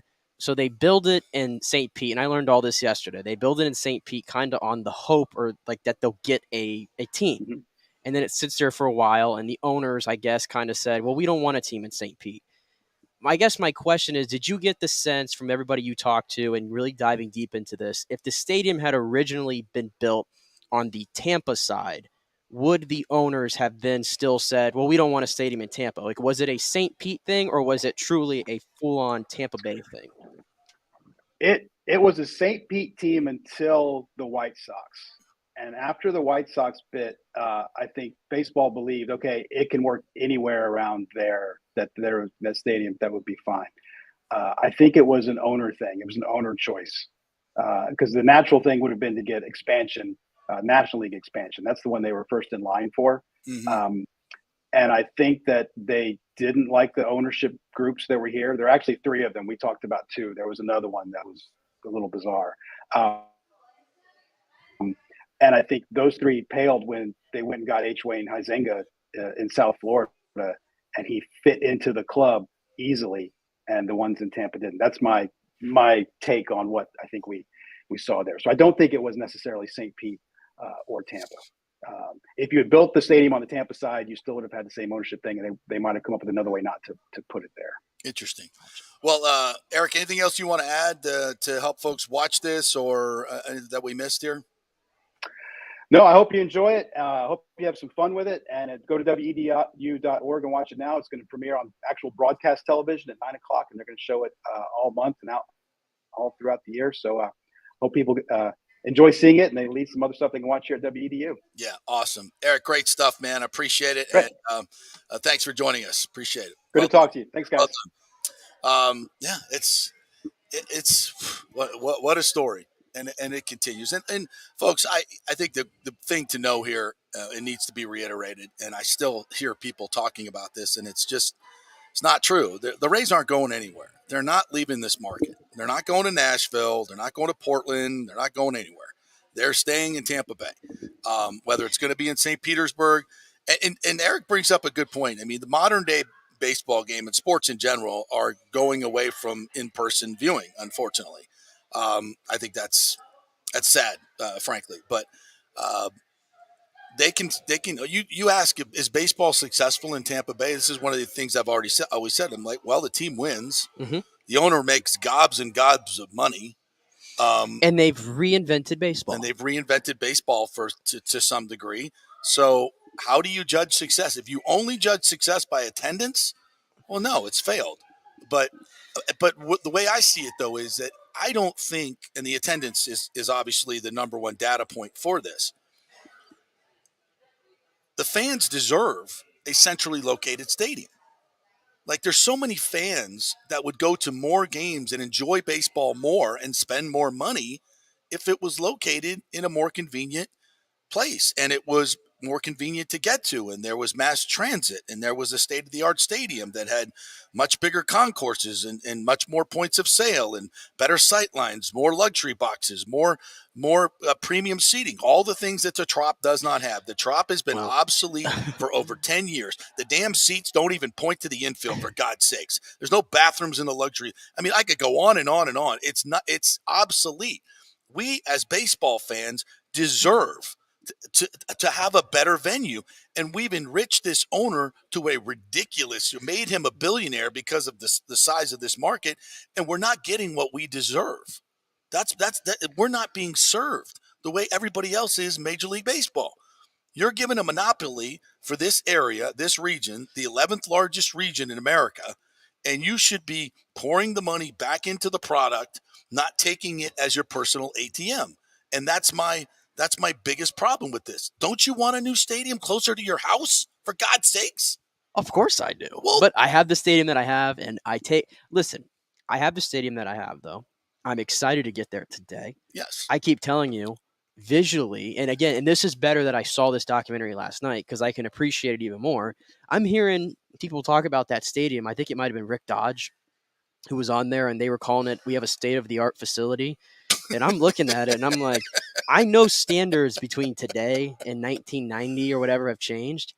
Yeah, that was not state-of-the-art in 1990. There's no way you could convince me. It just looked like a big piece of concrete with a circus tent.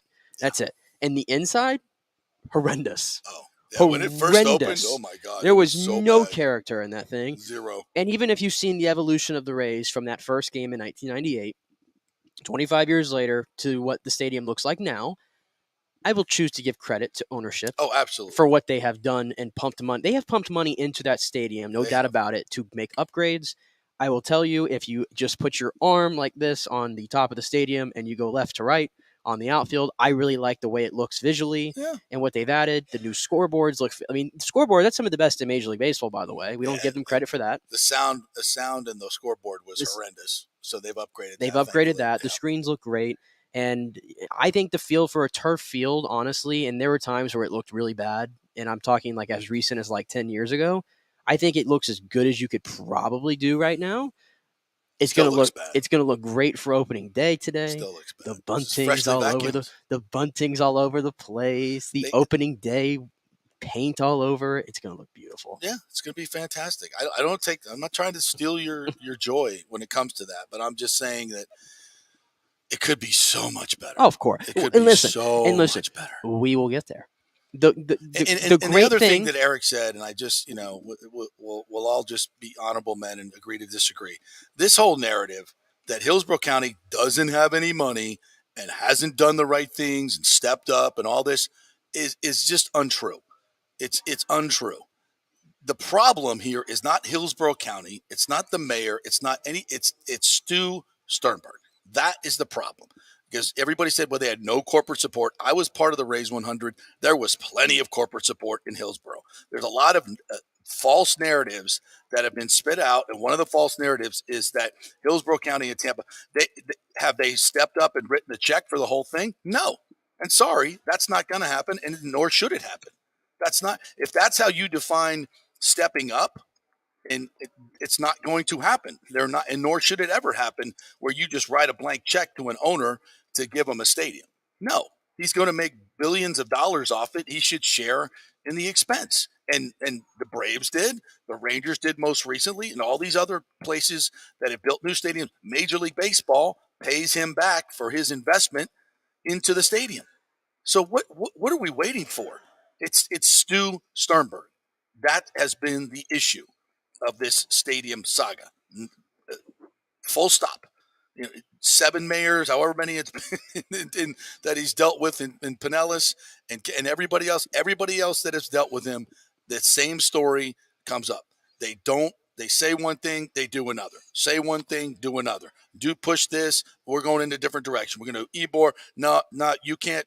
This is the greatest place ever. This is exactly where we want. This is the design we want. Up, time out. We have to pay half. No, we don't. We don't think that way anymore. Now we want to do a split season. Oh, this is not a major league market. You can't do it. We got to have 2 plans. You can't do it. You can't do it. Oh, wait, that's failed. Oh, now it's a major league market, and we're going to be in St. Pete because they're going to write us a blank check. But wait, we're still going to negotiate with Tampa. Who's the problem here? I mean, come on. Who's the problem? It's very simple. We'll get there. We know we're getting closer to the day that this stadium will come. Yes. Regardless of where it is. They're not going anywhere. Regardless of where it is, Tampa Bay, St. Pete, it's going to be it's going to actually Believe it or not, I'm tired of talking about it. Yeah, it is. I'm it tired is. of talking Now about that the season's here, it's like I love to keep the focus on the team because I think they deserve it. Because if nobody else in the freaking league is going to give them any attention, we need to. Absolutely. Because the players deserve it. Because the players deserve it. They deserve to play in a stadium packed. I get that as well. So let's enjoy it. Yeah. And by the way, and we've talked about this in all through spring training, the Rays are doing things now that they have never done before. The ballpark pass, which, by the way, I can't believe hasn't sold out already, but whatever. What else had they've the done? $10 tickets. The $10 tickets, the ballpark pass. They are trying to lock up some of their players for longer term. Mm-hmm. That is, they have started to spend more money. They're still not spending a lot of money, but they're spending more money and trying to keep players around here. These are all new things that are being done. And new marketing techniques, a lot of new stuff going on that the fans have asked for and are now getting. And they seem to have found a core of players. We don't realize this. There is a core of players here that are some of the longest tenured Rays players we've ever had. Mm-hmm. Brandon Lau's been here for 6 years. Yandy Diaz has been here for 6 years. Yeah. I mean, you keep going down the list. I mean, there's guys on this team that have been here for actually a pretty decent amount of time. Yeah. I know that doesn't sound like a big thing, but it's never really happened. They found a core of players that seem like genuinely love being here, like living here especially, and want to play for this team, and they've been able to lock them up. Yeah. I think for the first time they've been able to do that. All right, that was a nice segment on the Rays and past and future and present. We got to come back, though, with predictions, though. Yeah, of course. We got a little bit of time here. We got like 15 minutes when we get back from break. We got to get our predictions for the season. All right, quick break. We'll come back, and we got a couple other notes to get to as well. Some football notes. It's Anthony Richardson Pro Day. All the Buccaneers brass will be there. He met with the Panthers last night. Will this be a Cam Newton situation where he rockets to the top as the #1 overall draft pick because of what he does on Underwear Day? Inquiring minds want to know. Back in 3.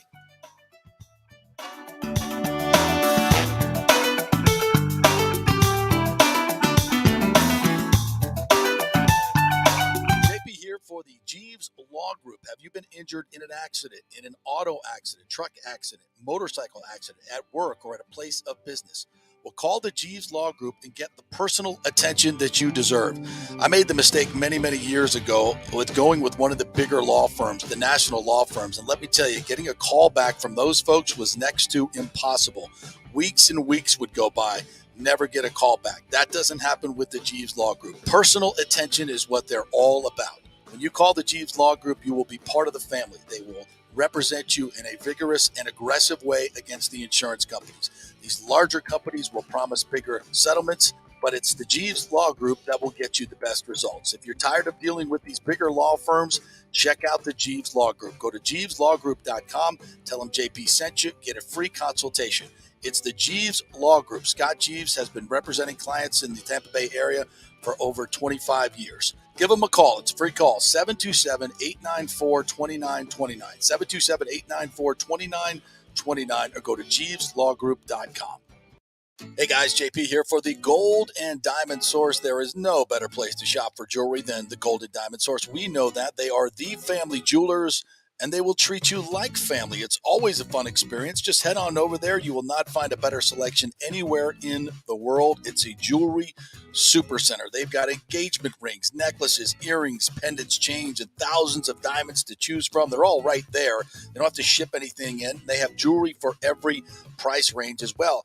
Guys, if you're looking for some of those baller watches, they have a great selection. They have new and used. You can get some great collectibles there as well. And if you're looking for some more affordable gold and diamond jewelry, you have to check out the Emily collection from Emily Johnson Weintraub. Emily created this collection for people who want to wear and stack elaborate jewelry but don't want to pay the big ticket prices. You got to check this stuff out. The Golden Diamond Source has plenty of options to accommodate any budget, interest-free financing for up to 5 years, and a layaway program, 20% down and only 6 monthly payments. And this month only, get up to 15% off the March birthstone, which is aquamarine. Like we always say, keep it local, folks. The Golden Diamond Source, Julie and Steve Weintraub, such great philanthropic benefactors.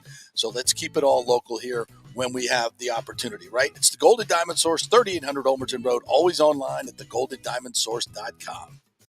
Ladies and gentlemen, are you looking to lose weight or just lean up for bathing suit season where there are so many diets and chiropractors and weight loss clinics out there? You don't know where to start, right? We'll start at Bay Area Modern Medical Center. Chris Lugo, PA, and his professional staff will devise a personal plan for you that gets results and will help you keep the weight off. Everybody metabolizes food and supplements differently. Many of these other approaches are designed for the masses. So how's that going to work for you specifically? It's not. Chris will spend one-on-one time with you to find out what works best for you so the weight comes off safely without the use of harmful drugs and side effects. Call 844-977-3477 or go to BAMMC.com. Tell them JP sent you for priority scheduling. 844-977-3477 or BAMMC.com. Pure sports. JP is back on. Welcome back. FanStream Sports. All right, welcome back to the JP Peterson Show, brought to you by the great folks at the Golden Diamond Source. April coming up. The birthstone of April is diamonds. Well, they have diamonds over there. I think 15% off your diamonds in the month of April coming up. So if you're saving up to buy a ring, there you go. Yeah. That'll save you a little quiche. And I got gold. Ka-chow. Yeah, there you go. Ka-chow. Yeah. And you bought it at the Golden Diamond Source. So Yes, head on over there, 3800 Olmerton Road. Great folks over there. Low pressure. If you're looking for a new ring, tell them JP sent you. They'll take care of you just like they did my man Nick here. Casey loves her ring. So it's the place to go. Don't go anywhere else. All right. We did not mention that USF has hired a new basketball coach, Amir Abdur-Rahim, who comes from Kennesaw State, who was picked to finish 8th in the Atlantic Sun Conference this year, and they finished first. They got to the NCAA tournament, their first ever berth in the NCAA tournament. They fell to number 3 seed Xavier, 72-67 in the opening round, so gave him a good fight. So he's a former Georgia and Texas A&M assistant, was also at the College of Charleston, I believe. Mm-hmm. But this will be his first head coaching job. Second head coaching job. Where was his first? He's just Kennesaw State. Well, yeah, I mean, after Kennesaw State. Yeah. His first major head coaching job as he moves up to USF. Sure. Listen, do I have any idea if this guy's going to be any good? No, zero. I know nothing about him. I know this. Mike Bray was interested in the job, and they didn't offer him the job. Deion Sanders was interested in the football job. They went with Alex Galesh. And I think that's the hard thing to wrap your head around is you get somebody puts out, and this is the thing. I mean, somebody put out the report that Bray had been already expected to be the hire. There's a lot of excitement that goes out. He expected to be the hire, and I think he told expected people, it. Yeah. and it didn't happen. So now you kind of go back to square one. It looks like it's taking a little bit. It kind of comes off like they're scrambling a little bit. And then let's be honest. Unless you're like a hardcore college basketball fan, you probably had no idea who Amir Abdur-Rahim was until yesterday. Yeah. Fun fact, he's one of 13 kids. Yeah. Large family. His brother, Sharif, played in the NBA, was an all-star and a gold medalist in the Olympics for the USA national team. So it's a basketball family. He's kind of come up the right way. Murray State, College Charleston, A&M Georgia, better and better and better. Kennesaw State had one win his first year. One in 2019. Mm-hmm. Then you by the way, if you don't know Kennesaw State, they basically birthed their athletic program in 2013. Yeah. When I was working in Atlanta, they were just starting a football team and a basketball team. Not easy to get stuff done there. No. It literally was like a community college. And now they've had some success in football. They had some success in basketball. Yeah. So it's a dynamic place, and he did a hell of a job. 26 wins. A 25-win improvement in the span of 3 seasons at Kennesaw State to get into the tournament. Gave Xavier, who just went to the Elite Eight, a run for their money. So he comes off as like a program builder type of guy. And this is the logical next step. You did it at, would you call Kennesaw State a mid-major, I guess? Yeah. Atlantic Sun Conference. Yeah, now you move up to USF, and if he hits out of the park here, he'll be gone in 4 years, probably somewhere else, which is fine. They just need to win games.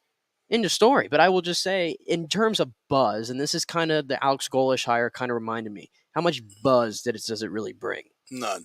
It doesn't bring much. 0. But again, buzz doesn't win games. No, sure doesn't. And I think, again, whoever was going to take this job, because of the way the conference is and the heavy hitters that are moving out, now FAU now is a heavy hitter and they're coming in. Ironic, did you see that, by the way? The Conference USA completely just swept the entire postseason. Like they won like the NIT, the other one, and now FAU's in the Final Four. I didn't know that. And all the teams that won are all coming now to the AAC. So in basketball, it actually is going to be a little bit competitive, but I still think that USF should have a better shot than they have before. Well, and you said, it doesn't bring any buzz and, buzz doesn't win games. Well, buzz helps recruiting. It does, but what has FAU just taught us?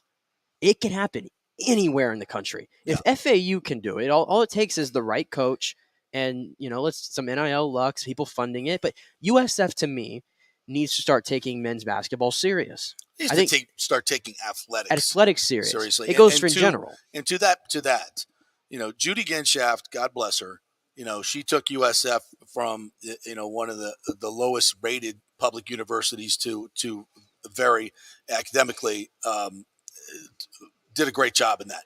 But she never focused on athletics. Never. Yeah. It was never a priority for her. And, that's her choice. That's what her charge was to do. And the new regime sees it much differently. And so we got to give them time to build what they're going to build. And I think what Michael Kelly is doing clearly is saying, we're not going to go for the quick fix. We're not going to dump a lot of money into a Deion Sanders. We're not going to dump a lot of money into a Mike Bray or a Frank Martin or a Rick Pitino. Not saying they could have got any. Well, they could have got Frank Martin. Sources say they could have got Frank Martin, who's a big name and a big personality. Deion Sanders could have had him. A lot of money. They didn't have the money. Yeah. They didn't have the money or didn't want to spend the money.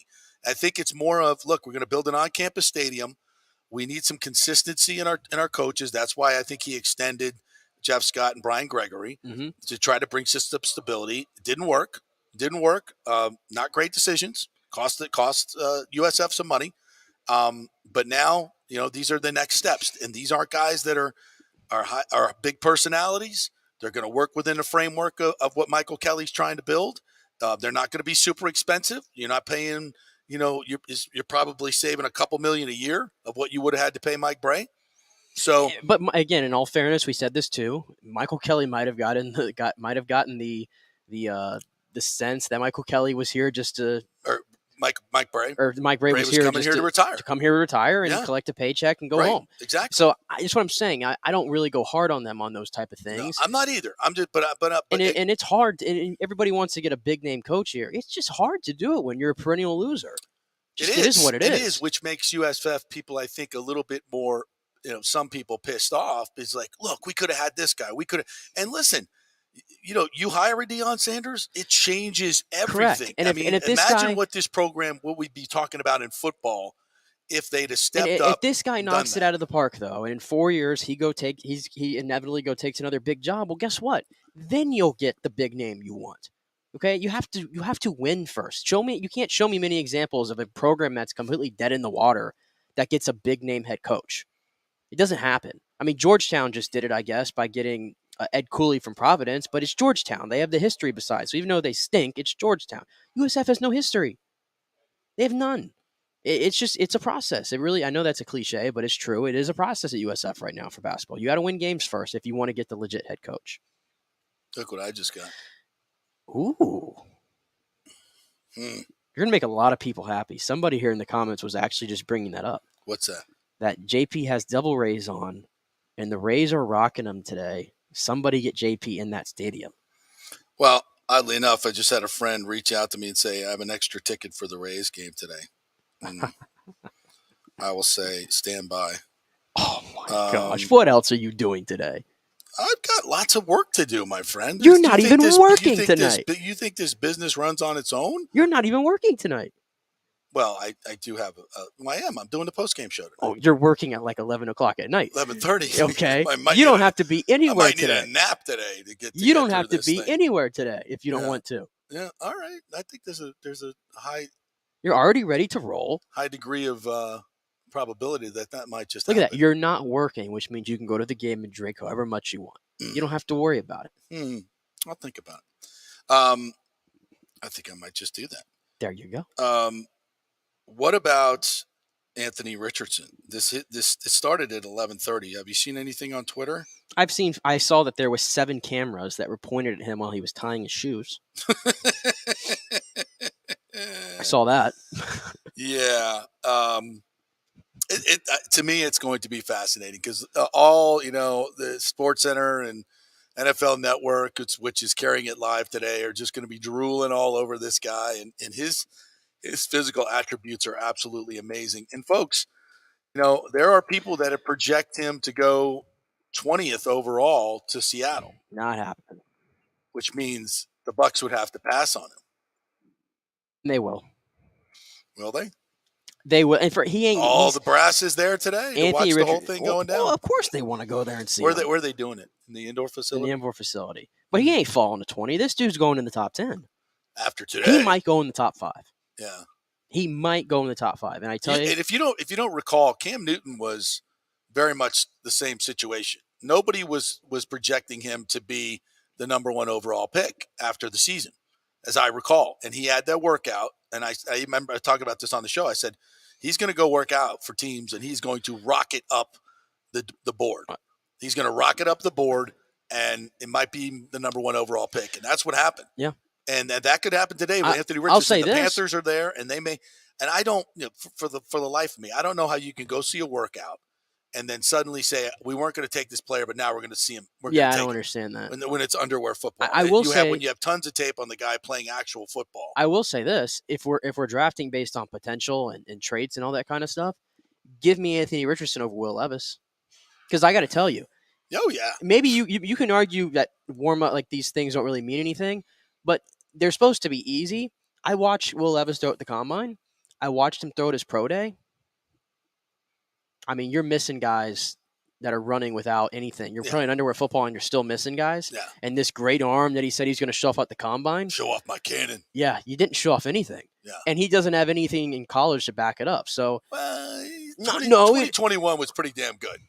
2021, last year he was hurt and he had no receivers. He stunk last year. Yeah, because he had every no game I receivers turned on, that hurt. guy stunk. Yeah, go look at the 2021 tape. And he freaking eats mayo out of the jar. Well, that's what you have a problem with that. And he puts it in his coffee. He's a psycho. Get over it. I'm good on him. Get over it. Hey, we got a few minutes left here. So it's prediction time for our Tampa Bay Rays. Easy one first. How many wins will the Tampa Bay Rays pick up in 2023? 86. 86. You see no improvement over last year. What did I say last year? I said they're an 85-win team. You did. They beat me by 1. I see the same team. What's different? Health. Now, hopefully. Now, 3 weeks on that turf, Wander's going to be broken down again. He's already got a quad strain because he's played spring training on that freaking turf. Why is nobody talking about this? It's a problem. It's a problem. So your star player can't play on your field. Okay, so you have 86. Willie Adames all over again. So you have 86 then. 86. I'm going to stick with what I said, 95. Okay. All right. We're 9 wins off. I hope you agree. I hope you're right. Richie, what do you got? 91? 91? You're right in the middle of us? Somewhere in 90, 95, I think. Yeah. I don't think they win the division, though. I think they get a wild card. 95, I don't think it's going to win the division, but I think it definitely gets a wild card. Yeah. Oh, 95? Oh, hell yeah. Yeah. Definitely a wild card. I don't know about the division, though. Yeah. I hope I'm wrong. I hope all these guys that were crap last year or injured, become better this year. We'll see. Give me a bold prediction. Do you have a bold prediction? Listen, I think this team for any player or anything.